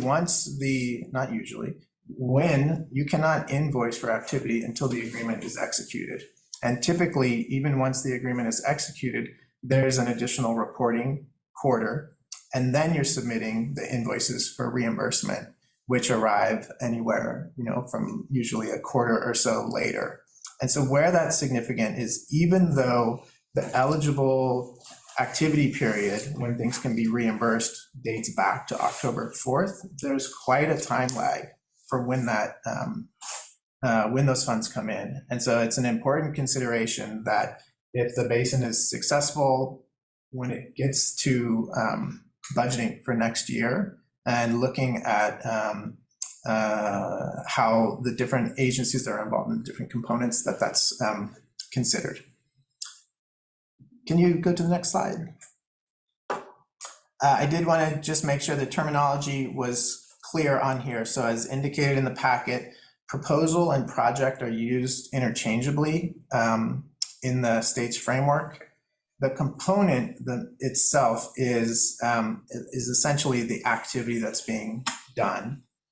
It can consist of multiple tasks or individual activities within that component. So a single project or proposal can have multiple components. Each component can have multiple tasks.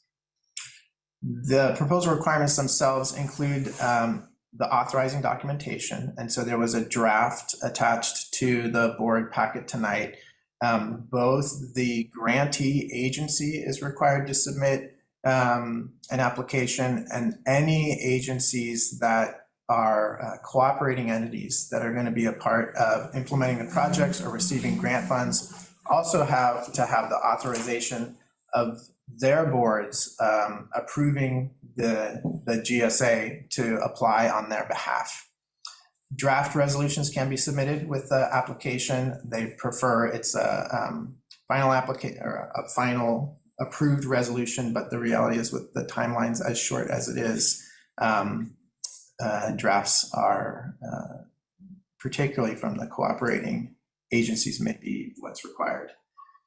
The eligibility criteria are a variety of self-certification forms on things such as urban water management plans, surface water diversion. There's a fairly detailed list, again, that not just the Santa Margarita GSA, but the cooperating entities would need to demonstrate that they're in compliance with.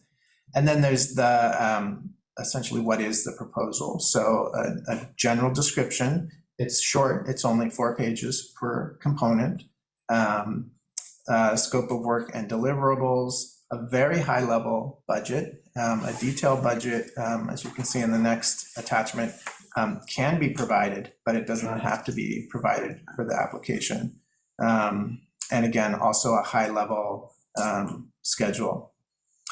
The optional items, maps, supporting letters, figures and tables, I think are part of the individual items that we would want to include within the overall proposal to try to make it more competitive, right? We want to be able to clearly utilize maps to demonstrate the work that's being proposed. But those are the basic elements of the proposal itself. Can you get to the next slide? And then there is quite a long list, as you saw in the packet, of eligible types of projects and activities. They're all from that list really consistent with what Santa Margarita is seeking to do in terms of projects. So there's no barriers there. Next slide. And then the scoring criteria, and I wasn't intending to go through the scoring criteria in detail tonight, but I do want to give a sense of what it looks like overall, and how Santa Margarita is better situated to score well on some of these criteria than others. And so if we're looking at that first one, that general criteria, it's really getting at has the proposal done an effective job at tying the proposed work to core elements of the GSP. So some of the measurable objectives, some of the minimum thresholds, essentially that criteria by which the agency is demonstrating progress towards sustainability over time is a case being made for how what's being proposed aligning with those. Is both the need demonstrated and how the component is going to address that need. Is it described in a way that is compelling and convincing and makes sense? And so they'll score accordingly. The next two ones, general implementation or general planning only, those depend upon if you're doing a general implementation project, so something that for the most part is resulting in a constructed project. It can be an element of that that's will result in construction versus a planning only activity. And so depending upon what the component is doing, it's sort of an either or on that category. You're either getting the points in that second row or the third row down. In order to get the implementation projects, you have to demonstrate quantifiable benefits, and again, do a solid job of justifying how you're coming up with that. And similarly, under planning activities only, are you really demonstrating the benefit of what's being proposed? Next slide. This one is, that first row is getting at, is there a map depicting what's being done? So thus far, we're at the categories that are relatively straightforward in that if the agency has collectively put together a good, solid proposal, should be scoring well. When we get to the next one, it's asking about underrepresented communities. Underrepresented communities in this context is referring specifically to economically disadvantaged communities. So both economically disadvantaged and then severely disadvantaged communities, right? And those are based upon census data and census designations, so place, block, group, or tract, and where they're at based upon the state's median household income. If you look at the Santa Margarita Basin, there are no severely disadvantaged communities in the basin. So there's no way that the agency is going to score full points on this one. We move down the list, we have partial points if the project benefits a disadvantaged community. And so the next slide here is this, it's hard to see here, admittedly, but the point that I'm trying to make is that one, there is a tool online, so anybody curious, you can type in DAC or DWR, DAC mapping tool. That's again, disadvantaged community mapping tool. And you can pull up based upon the different census data sets, whether or not any of those designations that I just mentioned exist. And based upon the most recent 5-year, the ACS is the American Community Survey data, we can see there is a block group partially located within the basin. There is a map within the GSP, we just haven't had a chance to create it yet, that overlays the more recent data. The data in the GSP itself is 2014 through 2018, but that triangle shape of our basin, it's hard to see on here, but essentially cuts about halfway through Loch Lomond there. And so when we did sort of an eyeball overlay of what this looks like versus our basin boundaries, we can see that portions of this are within the basin. There are certainly a number of private wells in that area. We have other small water systems located in this area. And so I think collectively, the task is to look at how the components that will be proposed are providing potential benefits to underrepresented communities. The difference is that if you look elsewhere in the state, you will see large swaths of economically disadvantaged communities in areas that will also be competing for the grant funds. And so it's just a part of the scoring criteria. And so I think and so we'll proceed accordingly. But it includes part of Loch Lomond? It does. It includes, well, if you could imagine what the boundaries of the Santa Margarita GSA is, it sort of cuts, I'm using my mouse, but it sort of cuts through right here and then expands down through this area. Yeah. So there's a portion of, what I'm getting at is there's a portion of the basin. Okay. Less than half of that brown area is actually in the basin. Correct. Yeah. Right. Yeah, it's hard to see Loch Lomond, but Loch Lomond is sort of stretching along where that mouse is moving on the screen. Next slide.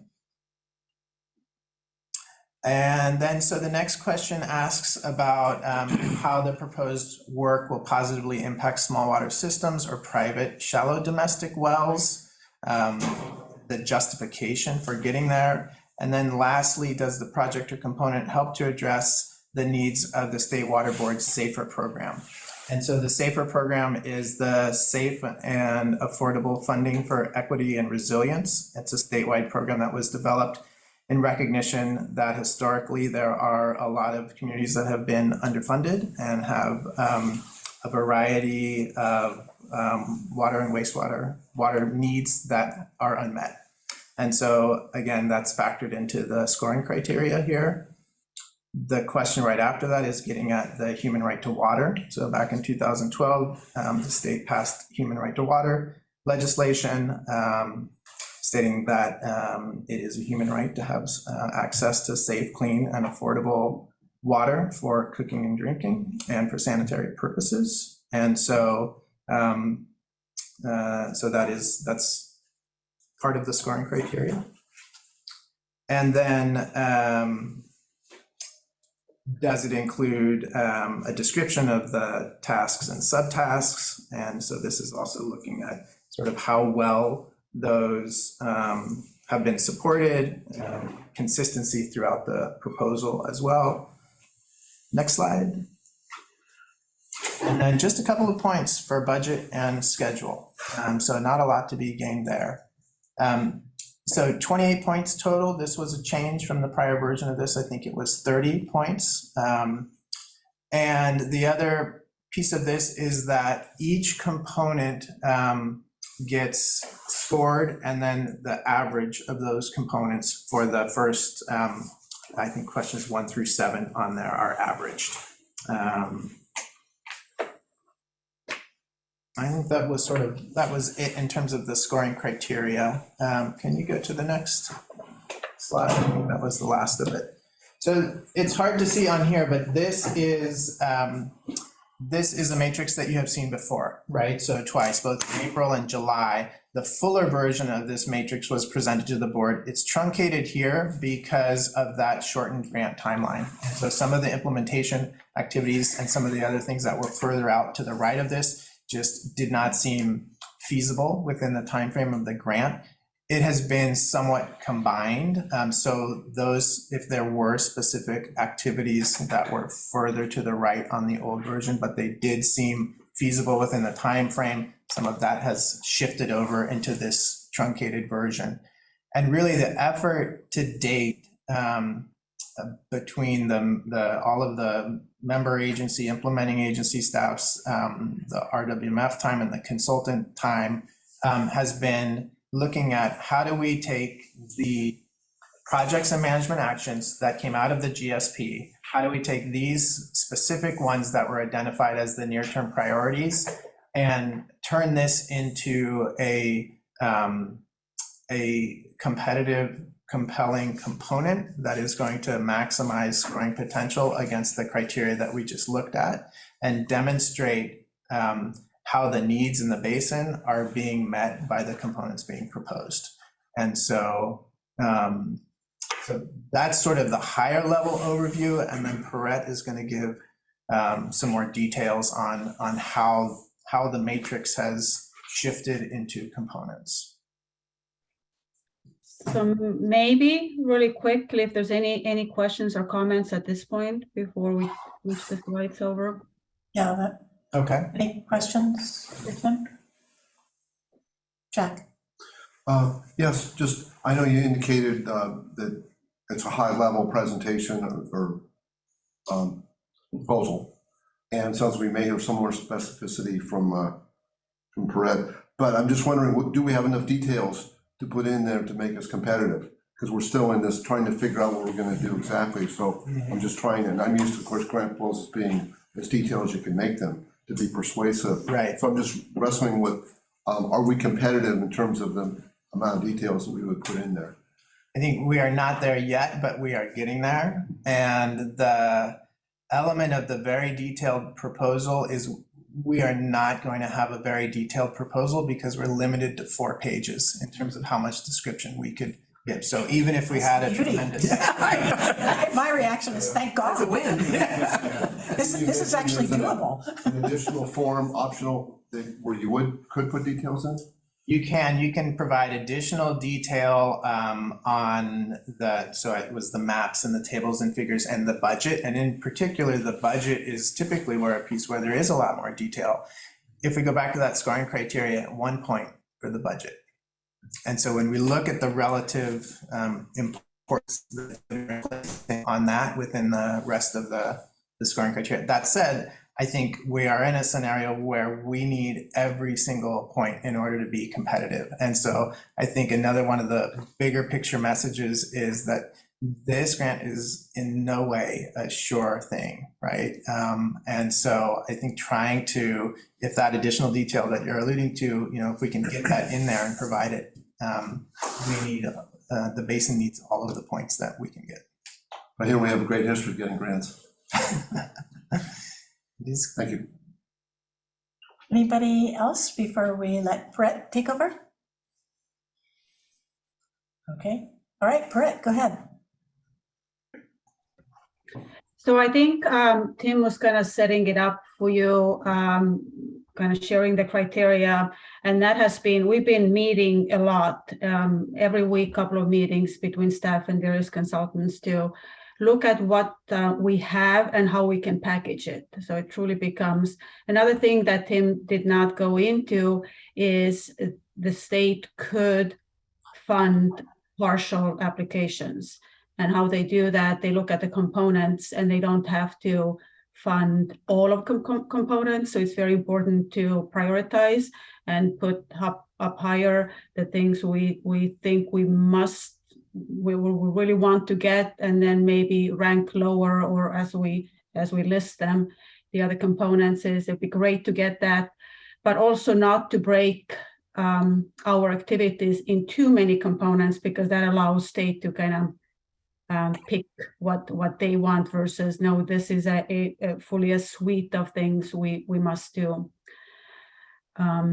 So with that in mind, we're kind of trying to kind of keep you, not to introduce, we do have, this is a first iteration of taking the matrix, the colorful boxes and cells, and turning it from looking at it horizontally, where every row had a project that was sponsored or carried by a specific agency, and taking more of a vertical view, where the activities become the core of what we're trying to do.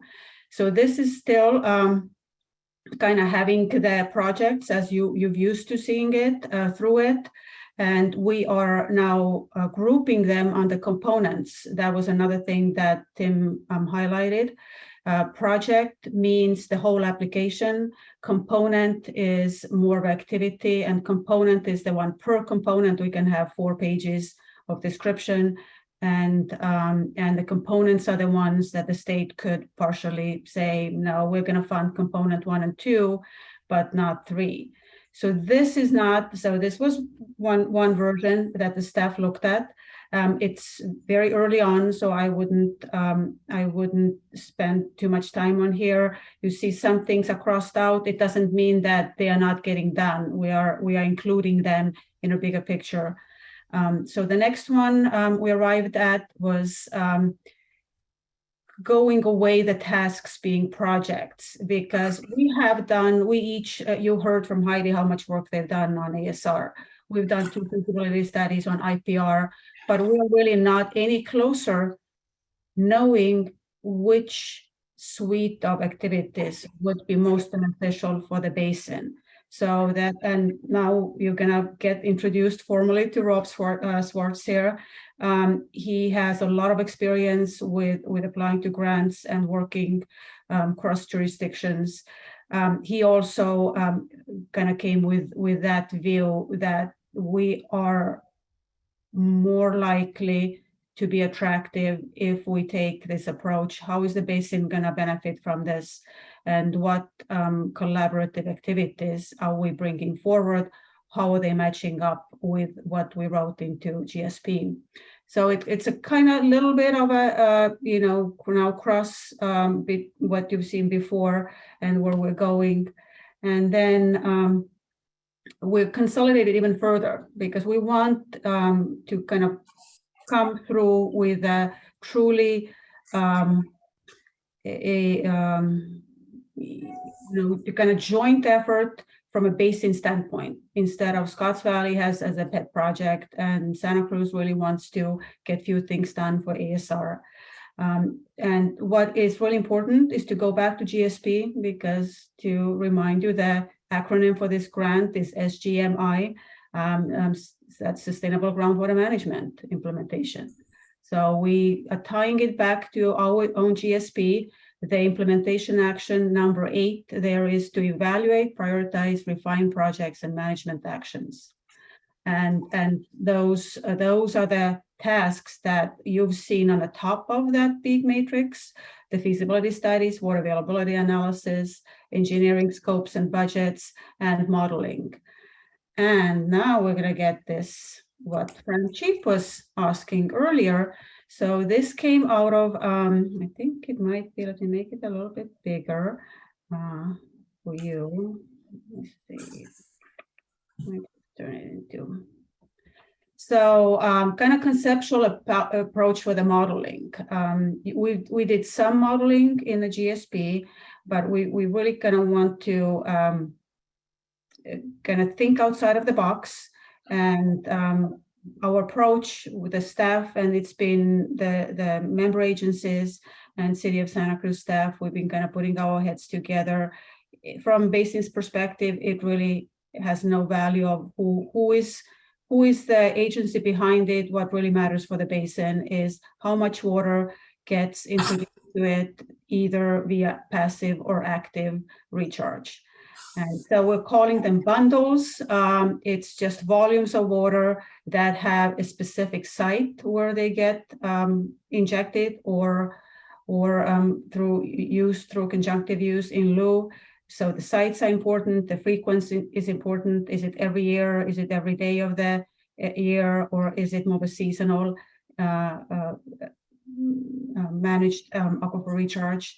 And then we're gonna run into, put it into model, and then the machine learning comes in. So we have Montgomery and Associates, they have been looking into that. How can we speed up? As you remember from GSP, it was very labor intensive and also expensive to do the model runs. So we are hoping to use the machine learning and AI to do much quicker optimization process, and then outcome of that put back into the model. So this is kind of what we're thinking. DWR has been curious and supportive of ML and AI. So we hope that we can maybe get some extra brownie points for that from them. And so this is where we are, and kind of getting to look like what we think we'll be ultimately arriving at. The components being grant administration, it has to be there. That's one of the what DWR wants to see there. But the next in importance and value for all of us and for the basin is really the section 8 or from the GSP implementation there. So this is, we're gonna now, the component 2, we have to write up 4 pages for that. We have been already, we've seen some drafts. And then the next one, so this essentially, everything you've seen in that big matrix is now component 2. So that's kind of, it's hard to imagine how could it be. We have so many projects and so many activities, but this is all going to become 4 pages of really awesome description that DWR can say no to, we're hoping. The next one is address data gaps. So this is, if you remember, our monitoring network enhancement. The deepest monitoring well put us way over budget from the previous grant. So we're going to package it and put back in there, hopefully get money for constructing this. Component 4, we are taking all of those activities that we know we have to do annually and hopefully get some grant money for that. So stream flow monitoring, annual reports, and then some specific activities from the senior planner. Not everything can be submitted under the grant. It has to really support the activities that we are planning to get done. And the last one is kind of looking at what the DWR scoring criteria was asking us, where we could get extra points. It is assistance to private wells and underrepresented communities. We still need to check. Yesterday when we met, we hadn't met DWR yet. Today, Tim, maybe you've had some extra additional talks with them. But what we were thinking will map, we can maybe fit under this is water hauling refill stations, Scotts Valley, San Lorenzo Valley, kind of setting them up, some targeted outreach. And another idea is to do a mapping exercise to identify, so we know that some private wells are more vulnerable to extended droughts, and to kind of have the tool to know if they went dry, where is the closest distribution mains of San Lorenzo or Scotts Valley that they could potentially consider connecting to, is one of the ideas we are thinking about writing in here. And that is it. That's all I had. And I know this still does not provide you with a whole lot of detailed information. So at this point, you know, I'm interested to hear from the board. We do have the resolution in the packet. If you feel comfortable at the end of the deliberation to approve that resolution, then we most likely have no reason to meet again. If you don't, we do need to rely on that November meeting to get the resolution adopted in order to send the application in by end of November 30th. So I'll turn it back to Just you. clarify on that last point, Correct, was there some other reason we had to meet in November, I thought? We would package the audited financial reports then in November, but we can also let those to go into January. Manu. Thank you, Chair. So I guess the first question is, I mean, it's mentioned that how competitive this round of grant funding is. And I remember when we did this with the Mid-County Groundwater Agency, it seemed like it was kind of a sure thing that we were going to get the grants. Is that just because so many more agencies have their plans approved now and are applying for this round of funding that it's just that much more competitive? No, on the round one, it was limited to just the critically overdrafted basins. So just the 21 critically overdrafted basins that were ready to apply. They had a funding set aside specifically for those. Right. So just more people in this pool, one way or another.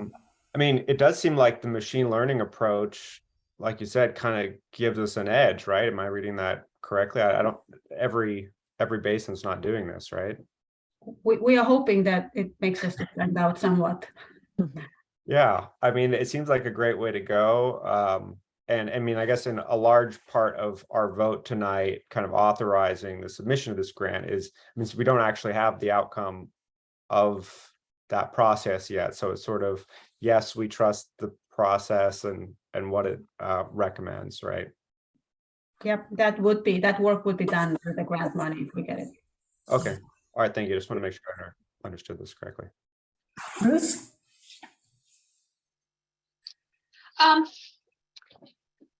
Perrette, I know you love spreadsheets. And those of you who don't know Perrette very well, she loves spreadsheets. And that graphic was just wonderful. And I think that getting something that's eye-catching as well as conceptually brain-catching is a great idea to get magical points. So I love that graphic, and I think it's going to be very powerful. And you guys probably were thinking about this, but when I saw outreach to well owners, I was thinking about the giveaways of hose ends and toilet dye and all those things that sometimes at the farmer's market they're asking for. So I think the physical things that we can give out would be another way of psychologically pulling in our granting powers. So that's it. Jack? Yes, Brett, the last item on your spreadsheet, I believe, had something to do with distribution, water distribution for vulnerable areas, and that intrigued me. Is that something new that we didn't have before in terms of our potential projects? And I'm wondering if that could cover not only places maybe that are, private well owners that might have be more subject to a higher risk of losing water in their wells, but also things like fire that would damage our water facilities, and even earthquakes. Do those have a place that could spice up the application a little bit? Are you thinking along those lines? Well, the narrative has to be strong. So we're trying to stay mainly with groundwater sustainability and the fire, the water hauling stations, they could be used in any emergency. The mapping vulnerable areas to the district, I think that almost was a little bit of a got started with the county task force looking at the drought, small systems and private well, that drought task force, how can we truly help them? And then seeing what was asked in terms of the scoring criteria, that trying to get some points there. So that was that idea came out of the last brainstorming of the staff. So it's doesn't have a whole lot more detail, but I think we have a little time, and if we can kind of write a good narrative how we would be beneficial for the users of this basin, we are pursuing that. Thank you. I could add it, and I sorry I didn't have the GSP pulled up in front of me fast enough to say exactly what we wrote in there, but we did talk about one of the ways that the agency could help private well owners if their wells were going dry is to help facilitate connections to water systems. So this would be a step in doing that, which was something that was in the GSP, and it does, we think, would help us with the points regarding the some of the things that Tim brought up that right now we just don't score very well on. Okay, Ian. Yeah, it seems to me, it strikes me that the refill stations is meant to try to take a stab, and I've never applied for a grant before, but it seems to me to be a weak case to take a stab at that part of the Brown area that falls within Santa Margarita, right? And No, I think this is more broadly at risk, not financially, at risk of just their wells. right, but the DACs, right, that are going to score points in this application are within that Brown area. It's not like having a refill station for failed well owners that are making six figures here in Scotts Valley. That's not going to play violins for anybody. So The thing that struck me is that if part of Loch Lomond is in there, then somehow maybe a creative case could be made that something about the Loch Lomond enhancement would be, you know, directly or secondarily help the DACs in that brown zone. But yeah, I didn't think expanding the, you know, what is a good intended thing to as big of audience as possible is going to get us points. So Yeah, that's part of what our conversation with DWR is going to have to help us illuminate. Jeff? Yeah, so if I can understand, the context of this is that there was a spreadsheet that Perrette showed us that had the projects kind of categories on it. And then there was the next page that had the lines of text that had the different kind of detailed projects. We're submitting one proposal and it's got different components to it. And then the components, they kind of broadly address the spreadsheet categories, and then the individual line items on the next page, some of which I don't think were mentioned on the spreadsheet, but those are the add-ons or just infill. So like the one about the recharge stations, for instance, it wasn't on the spreadsheet, and it was added to the second page. So we're submitting this proposal that has all the different components to it. Yeah, Brett can expand on it, but part of it was to show that linkage of how we got starting with the GSP and then shifting to the matrix, which had been identified as those near-term priorities, and then going from that matrix format into ultimately what we have to submit as part of the grant, which is this project and component format. How do we take some of those elements that were essentially horizontally laid out, but vertically we're working on similar tasks, so feasibility study, groundwater modeling, hydraulic modeling, and put those into a component structure that's able to demonstrate clearly how it ties back to that specific action that was called out. I think it was 8 something in the GSP that identifies the next steps on advancing the implementation activities. And Perrette, if you have the slide or you have the exact title, I didn't get that exactly, but there is a specific action within those projects and management actions designed at advancing feasibility studies and providing more definition around those, advancing the overall implementation effort. There it is, evaluate, prioritize, refine projects and management approach. I see. So the part about the AI was to help with those feasibility studies, but kind of package it a little differently. But is it? Right, and I think specifically, Brett, you can expand on this, but specifically the AI and machine learning as a tool being applied through the groundwater modeling piece of it, that component 2 that Perrette's hovering over right now. And Montgomery thinks that this is going to help make them more efficient in doing all of the studies that we need them to do if they can get this kind of tooling in place. Correct. Evidently, so this has been an item of a lot of interest lately. I think at the GRAC conference that was reported on at the beginning, they had an entire session on AI and machine learning and how you adapt that into some of the modeling tasks. And also the engineering piece. So what we're trying to do is not to go and just model volumes of potential recharge, but have some context. And I think what we understand is you can put min and max values in there in terms of some costs or budget estimates, because there's no point of doing a lot of work on modeling and then it's like, we really like this outcome, and then go and cost it out. It's like, but it's way too expensive.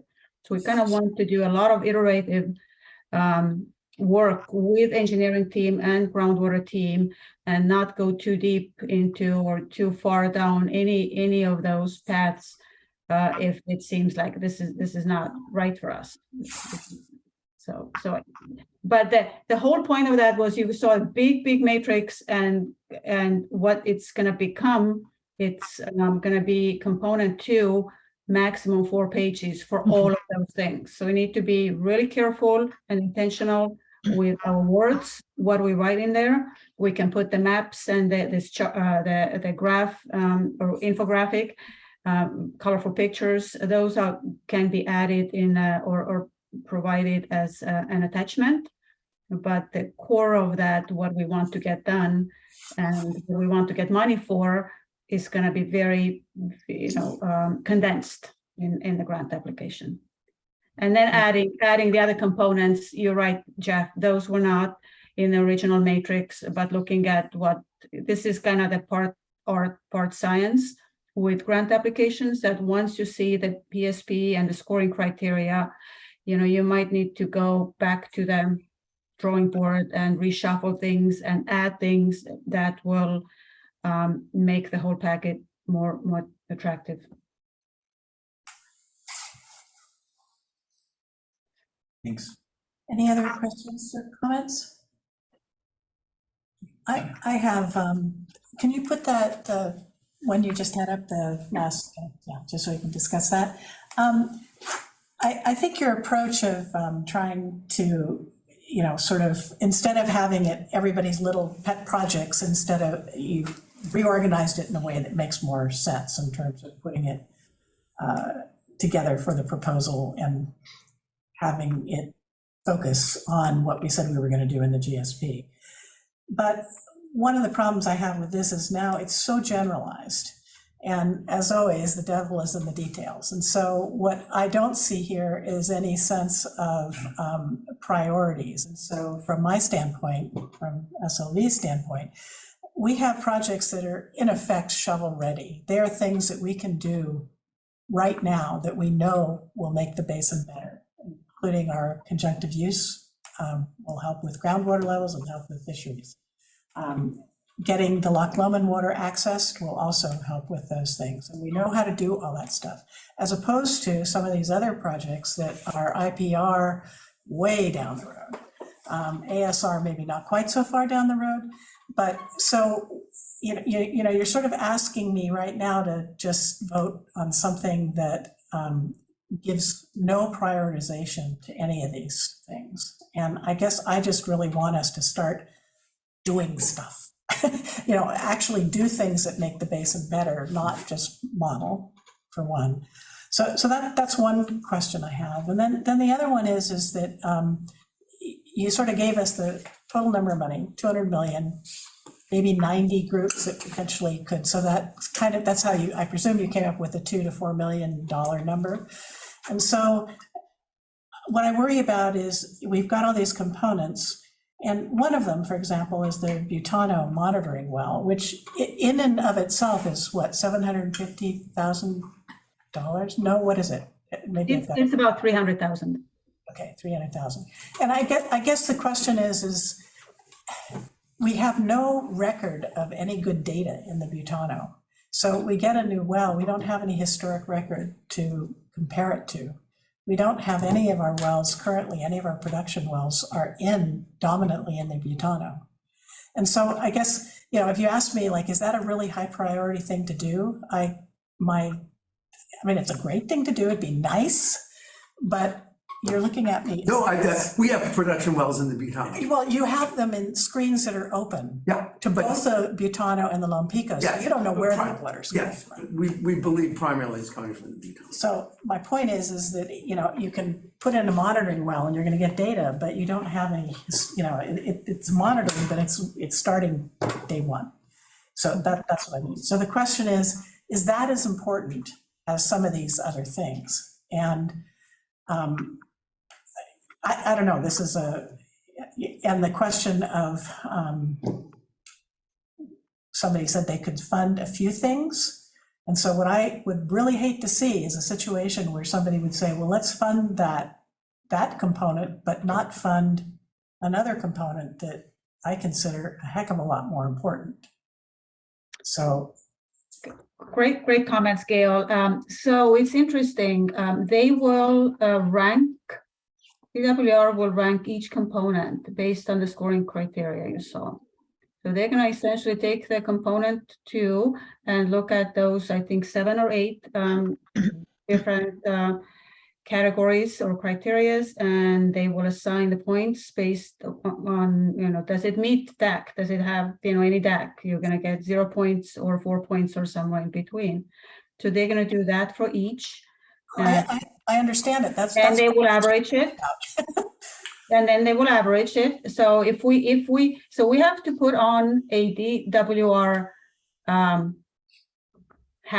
We have to be pretending if we were them, does that component help us to elevate the whole application, or does that hurt us? And this is not necessarily final. We haven't done that yet. It's amazing if, like Tim said, the last meeting that DWR had where they announced that they had made actually changes. That was, a week ago, and we need to submit it, a month from that. So every time we've been just getting together, we've been spending a lot of staff time, a lot of consultant time, trying to look what changed and how can we be more competitive. And so we don't have the money numbers yet. We don't know, are we talking about those combined? Are those 2 million? Is this 4 million? And based on when we have that information, we might change things. We might take some components out, we might shift them. So we brought to you what we have at this point. And I'm not saying that it means that board has to be comfortable with the information we've been able to bring forward. It's just, this is where we are. We will have more detail with if you choose to meet in November, and the idea of which projects get here. The San Lorenzo 2 projects or two or three projects and different activities, you are the furthest along. You actually have scopes and fees written. So we do have that, and we are trying to give it a lot of consideration because the others are more about feasibility studies and bundle level. So definitely those are in the mix so far. And I'm sorry you're not able to see the descriptions that we're still writing, every day more and putting more meat on the bones.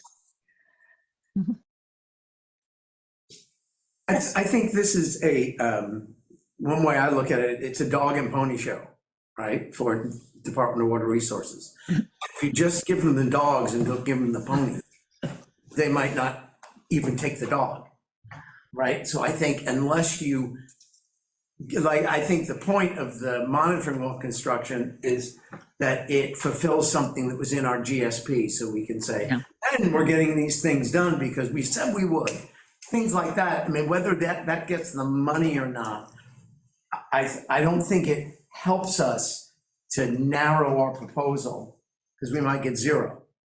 I think the point that everyone's trying to make is that unless we make a compelling case, dogs and ponies, that then we might stand a chance getting the dog.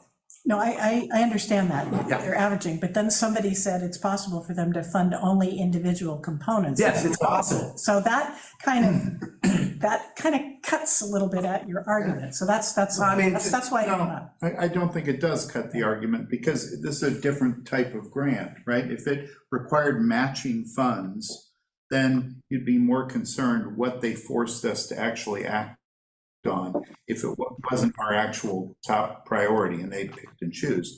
But this is free money. I mean, it's not free, but somebody's going to get it. They're going to hand out all of this, right? If we get it, and even if it's for a negligibly interesting priority or one of our lower priorities, better than not getting it at all, correct? I mean, I think her point is that if they're only going to give us a certain block. I just look at how small our staff is, and when you start asking them to do things that we don't consider very high priority, that hurts us.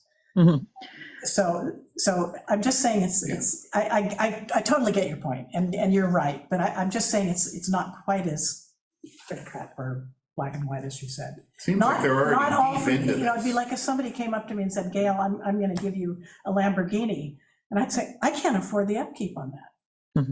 I don't want your Lamborghini, give me a Ford 150. Yeah. So I think that's kind of where SLV is. We want the Ford 150. That's all. Sarah, do you have something? Sure. Yeah. I think I just want to make the point that, we have a lot of experience doing grant writing and largely very successfully. this is a little different beast than what we've normally done, but they do allow us to prioritize internally what our own priorities will. Component one isn't pertinent because that's kind of a guarantee, but we're likely to, this is generally the order that we were talking that our priorities would be, because component two, that's obviously our top priority. That is actually advancing projects and management actions, including the SLV projects and management actions, which are fully included in here. They are further along, but they're sort of the way we're talking about structuring this section. They'll be called out somewhat separately, but still integrated into the larger picture we're trying to paint. Component three, the reason we have that ranked higher is because we are not going to pay for that. It's $300,000. We don't see Santa Margarita paying for that if we don't get grant funding for it. But it is a data gap. It is a priority in our GSP. It's something we said we would do. That's why it's ranked higher than component four. Component four is items that are already in our budget that we've already committed as individual agencies as part of our contribution to the agency to pay for, which is why that one ranked lower, because we're going to do that either way.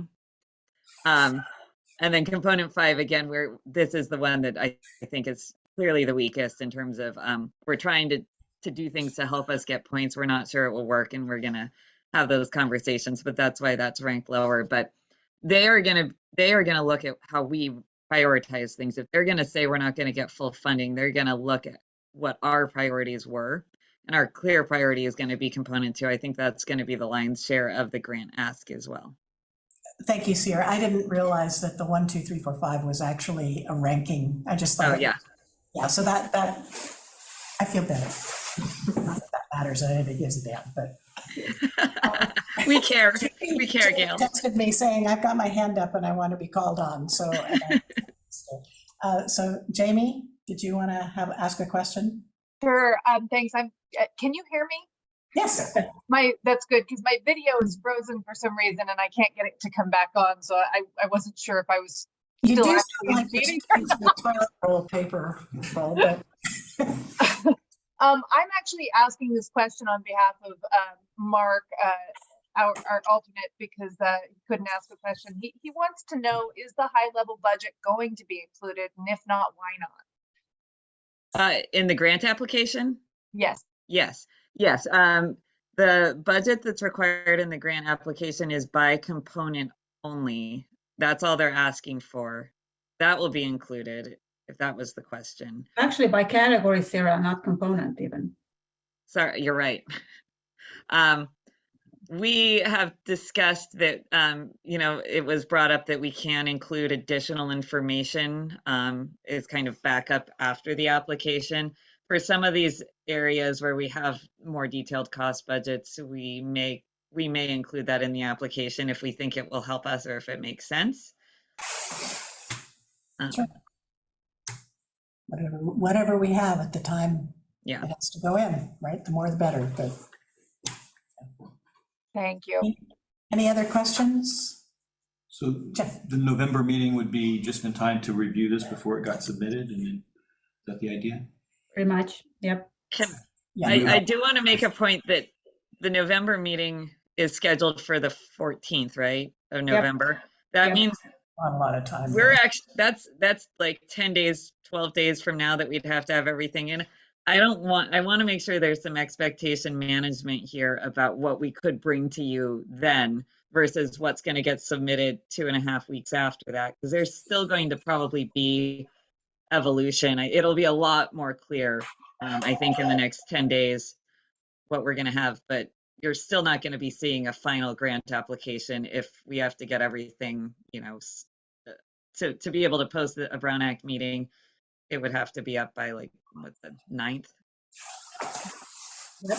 And today's the 27th, so that's and also that we cannot really have a whole lot of changes coming out of the meeting on the 14th, because we don't have the luxury of going back to the drawing board and starting or adding things. We just it's so constrained. I've never seen a process that is so tight on such a tight timeline.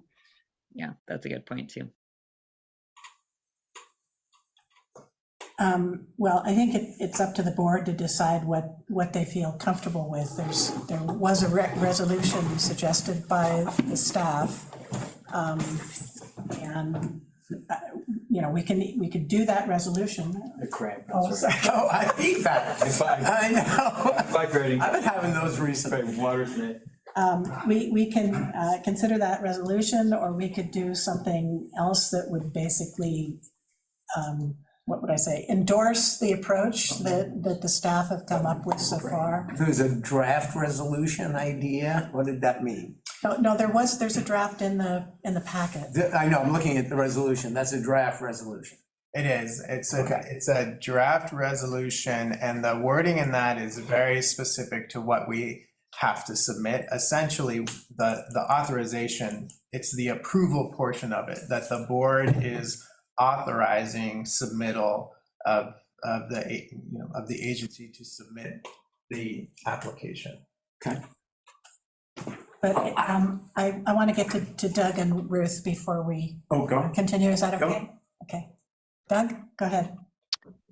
Thanks. I think this goes to where we're at in the discussion right now. I mean, from everything I've heard tonight, I feel like we're in good hands in terms of the grant management that staff's undertaken here. And frankly, I'd be concerned about us introducing overhead into the process of trying to mount another board meeting between now and the submission date, mindful that we've got, as staff's pointed out, the Thanksgiving holidays coming up. We have Halloween coming up. So we're going to be losing time to important external extracurricular activities here. And I feel now, very well informed about both the structure and the general content of what staff's proposing to put forth. And therefore, I'm comfortable with the mechanics outlined in the draft resolution, and would suggest that the board might choose to adopt that so staff can get busy on this and we can win it. Ruth? What Doug said, I trust our staff. They're working hard and they know what they're doing.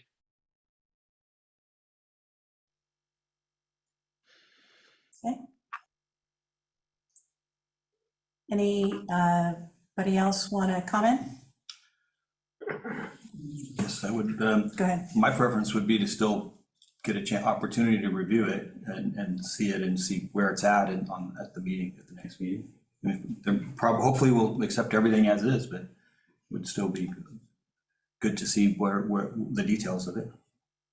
That would be my preference. I would move we accept the resolution. Second. Is there a second? Any discussion by the board? Anna?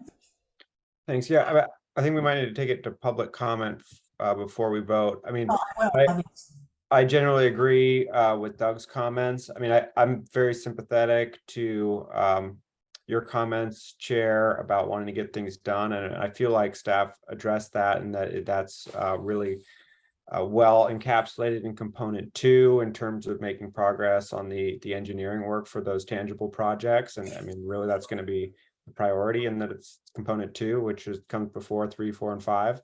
So I feel comfortable that addresses your concern and is really going to be the best we can get there. And I agree with Doug that, if we try to force staff to come back to us in whatever it is, 12 days, 9 days by the, whatever, all things considered, that's just going to introduce more overhead, and it's not going to be worth the trouble. Eden? Yeah, I agree. I think,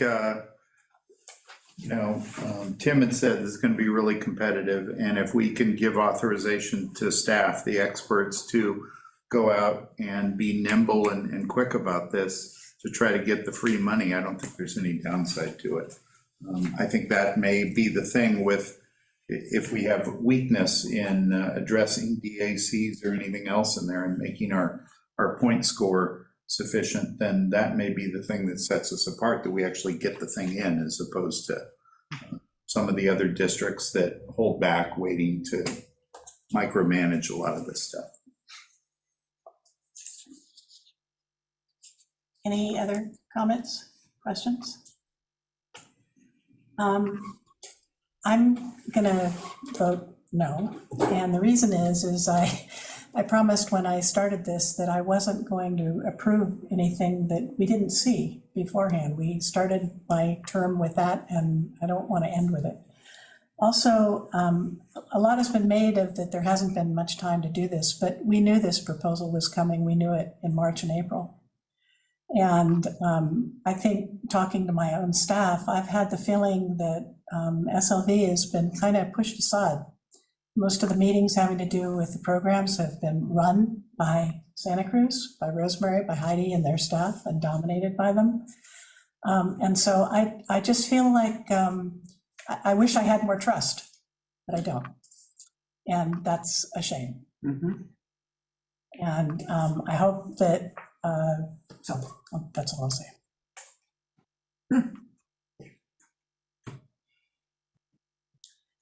Any other comments? Fred's got her hand. Fred. I think we have Rick and Carly in the room. I'd like to hear from them that that's true, that they feel left out, because they've been at every meeting since we got definite information about the parameters of the grant, and we've been brainstorming and working really closely together how to make that the winning packet. So I apologize if that's No, that's not what I'm talking about.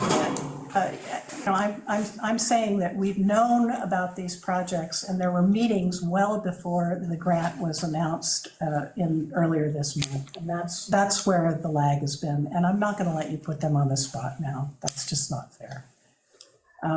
That's true. The projects have been known a long time. What we have learned since the PSP came out, that it's not going to help us to submit projects, that we need to be submitting a cohesive narrative of how we can package with the different activities to get as high of a score that hopefully gets us the money. And we were not able to do it until the PSP came out at the beginning of October, and we've been now, meeting twice a week in some instances, because what we need to get is from the consultants the budget and the scope.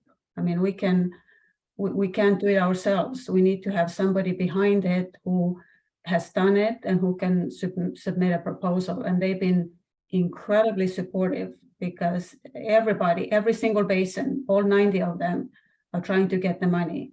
And we're relying on the same very small set of consultants. And I'm so thankful to them, because when we call them up and saying, you have a week, do you have some time? Can you get me a proposal? Can you be on the phone to talk about the scope?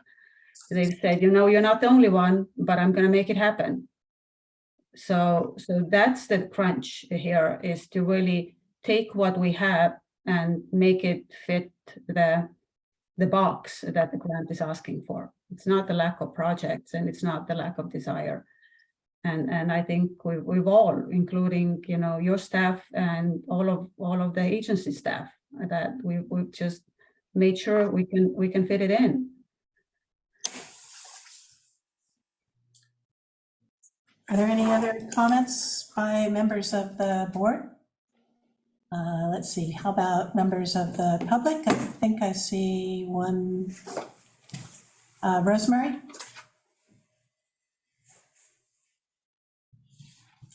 I don't have a position one way or another about whether the board meets again to look at the proposal, but I do have a serious objection to how the process has been described. And I think that it's unfortunate if that's a perception, and I really do think it is unfortunate. I think the staff has worked really hard. I think there's been quite a bit of conversation going on that produced the original larger matrix over the months. The prep work that's been going on has been going on since the spring, when we knew this grant was coming. So my perception of the situation is significantly different from how the chair described it, in terms of either Santa Cruz dominating or us not actually taking into account the concerns and interests of SLV. And I really just want to be on the record as having said that. Thank you. Dan? Yeah, Dale? I'm comfortable moving ahead and allowing the staff to continue working on the proposal and to finish it up and get it in so that we can get our proposal in and try to make this happen. Okay. The other, let's see, Jack. Yes, yeah, I'm willing to trust staff. They've been doing a great job, and we certainly got some good folks that know about submitting grants. So I'm ready to if there was something available without any pressure at all, meaning if they, whatever they had available in the weekend in November, I would be okay with looking at that. But I don't really want to slow them down at all. I'm actually, anyway, I trust staff to do a great job and submit our grant and be successful at it. Okay. Any other comments? We have a motion and a second, so can we have a roll call vote, please?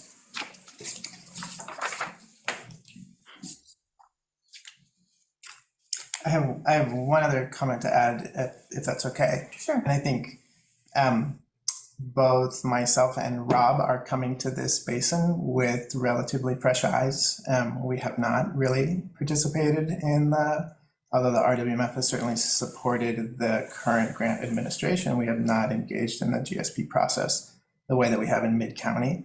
And so I think I can speak to our activity and perspective on really focusing on trying to put together the most successful, the most competitive grant application on behalf of the basin. And so I think that has been where, that's clearly been where our focus has been in the process. Mm-hmm. Thank you for the opportunity to comment on that. And moving through. Could I maybe make a comment? Sure. I mean, I do trust the staff, and I think that I don't want to slow them down either. And I think they've done a really impressive job on this proposal. The whole package how it's put together, it looks very professional. I think they're very professional. This is potentially, you'd like to call it free money, but it still becomes, if we do get some money, it would be a large portion of our budget for the year. And so I just think that we're a board, that the board is supposed to kind of look at the big numbers and the picture and the strategy and at least, A-OK the direction of travel. And so I think that it's our responsibility as a board to review big projects and proposals as they go out and make sure they're in the direction we want them to be. So it's not saying that the staff isn't doing a good job and they're great people and professionals, and it's, I'm impressed by it, but it's just saying that that's part of the process that we're supposed to do. And if there was some way we could review it on whatever they have without taking a lot of their time, just so we say, yeah, it looks great, that's what we wanted, and glad to hear it, go on. That's what I would hope would happen. Yeah, absolutely. And I wasn't commenting a preference one way or the other on a second meeting. I just wanted to comment on the focus of us today. No, I think that, and your input clearly has helped in terms of how you refocused it from the projects to this better way of forming it. It's obviously your input. It's much appreciated. Okay, Sierra. Yeah, I do want to point out that the board will get to see this, what we put in the application and what we get in the final contract are likely to look quite different. That's what we've seen in Mid-County and with other recent funding that's come out. Like, you put out some ideas and then you negotiate, and there's going to be a lot of negotiation. So I want the board to know that they are going to see this again. Definitely you're going to be approving the contract, but also what we submit is likely not going to be a perfect reflection of what our final contract looks like. So I want you to have confidence that, you by authorizing us to apply for the funding, you're not approving the final scope of work that will end up in our contract. Now you will get the opportunity to do that, and it will look a lot more clear at that time when we come back if we get the funding. The resolution does say that we give authority to enter into a funding agreement, right? Yeah. Yes, but you will still, my understanding is that you will still be getting the final contract. And Tim, you can maybe verify that that's the case.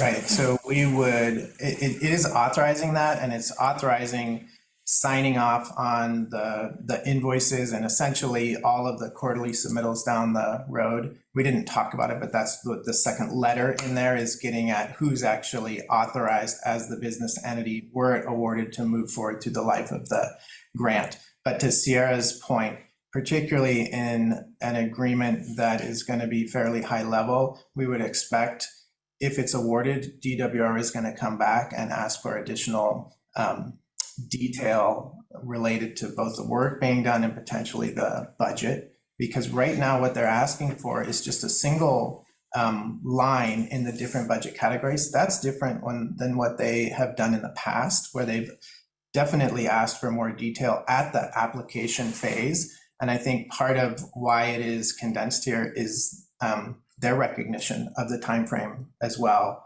and not only the time frame in terms of entities getting them the information, but their ability to then turn and quickly execute agreements. I mean, it's a year between now and potentially when it's awarded, but I think the reason why we're seeing the condensed time frame is there is a lot of funding available, and DWR is very interested in getting the funding out the door and getting the implementation part of this actually happening throughout the basin. So,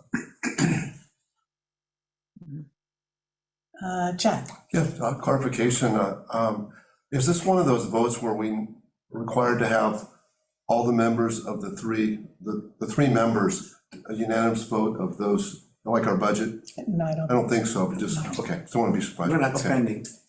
I think it has to be a funding. Okay, great. Any more comments? I don't see any more hands up. So let's go ahead, Tim, and take a roll call vote. okay, Director Engfer, Aye. Director Koenig, Aye.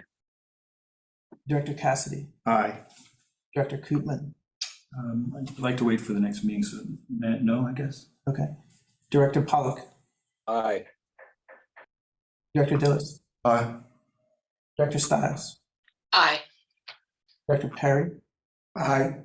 Director Ackerman, With great respect for all of the staff work, because this is not a vote about the quality of this work. No. Director Mayhew, No. Motion passes. Okay. So the resolution will be signed and sent out when the proposal is, when it's submitted, or? I'm just double checking our count here. 7 yays, and we have 3 noes.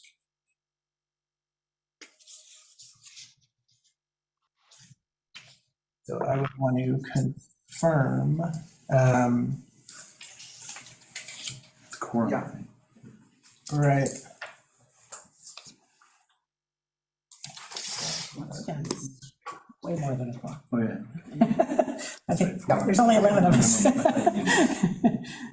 Okay, next is is there anything to be said about the administrative updated 2022 Board of Directors meeting schedule?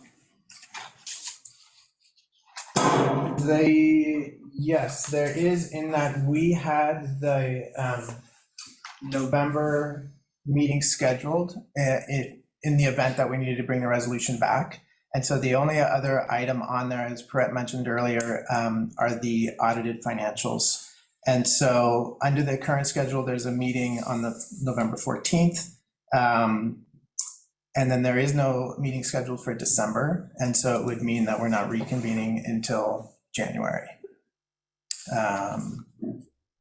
And so I think it would be the board's vote of whether or not, Perrette, clarify this for me if this is inaccurate, but I think we would need direction on whether or not we are in fact meeting in November or not.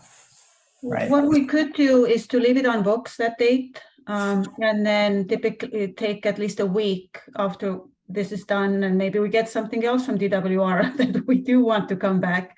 And so what we've done in the past is staff sending out the cancellation notice and posting it on the website. Got it. That seems wise, Yes. Brett, just in case, and we can cancel if, Yes. we've got it on their calendars now, so we can cancel if we need to. Okay, thank you. Okay. We need to take public comment on that. Let's see if there's any hands, or board comment, if there's other board comment.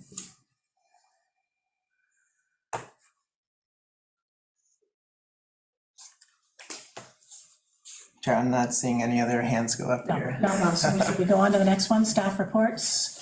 The financial report for the period of April 1st, 2022 to June 30th, 2022. Correct. We do have the treasurer here if there's any questions, but considering we are close to 9 o'clock here, I think I would. Unless there's something really pressing, perhaps it could just be sent to Nick if he has a question.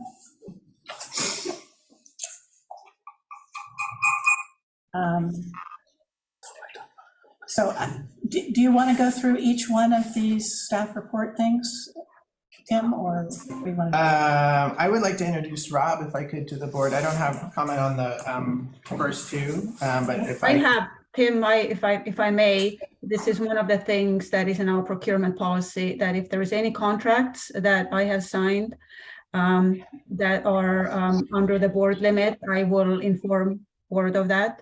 So Okay. it's really, really quick. Nigro, it's our new auditor, 3-year contract, 22,500 total, 7,500 a year. A Miller Maxwell contract, 12,000, not to exceed 12,000, to provide as needed community outreach assistance. And Montgomery and Associates contract, this is for this year annual report, that is 49,000 and change is to do it by Montgomery and Associates. So that's all I have.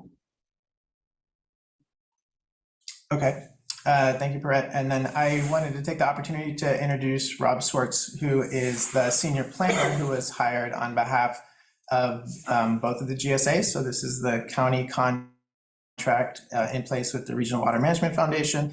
And I think we're very fortunate to have Rob on board. He brings a long history of working on these specific issues, initially with Department of Water Resources, and for the past 2 decades with the public agency in the Sacramento area, dealing with 5 GSAs and developing groundwater management plans. And so I think he's been a great addition, and he's sitting right next to me. So Rob, anything else you want to say by way of introduction? Thank you all. That's the pertinent detail. I'm really thrilled to be here. I do have a little over 30 years experience, mostly in groundwater management, the exact kind of things that you all are talking about, at a little bit larger scale in the Sacramento area. But I'm really thrilled to be in this area and working with you all.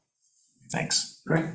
I haven't looked at his resume, please do. When I looked at it, I said, thank the Lord that he likes to live near the beach, because we're so lucky to have somebody with his qualifications working for us. So that was great. Welcome. Sierra, you're next on here. Is there anything you wanted to add?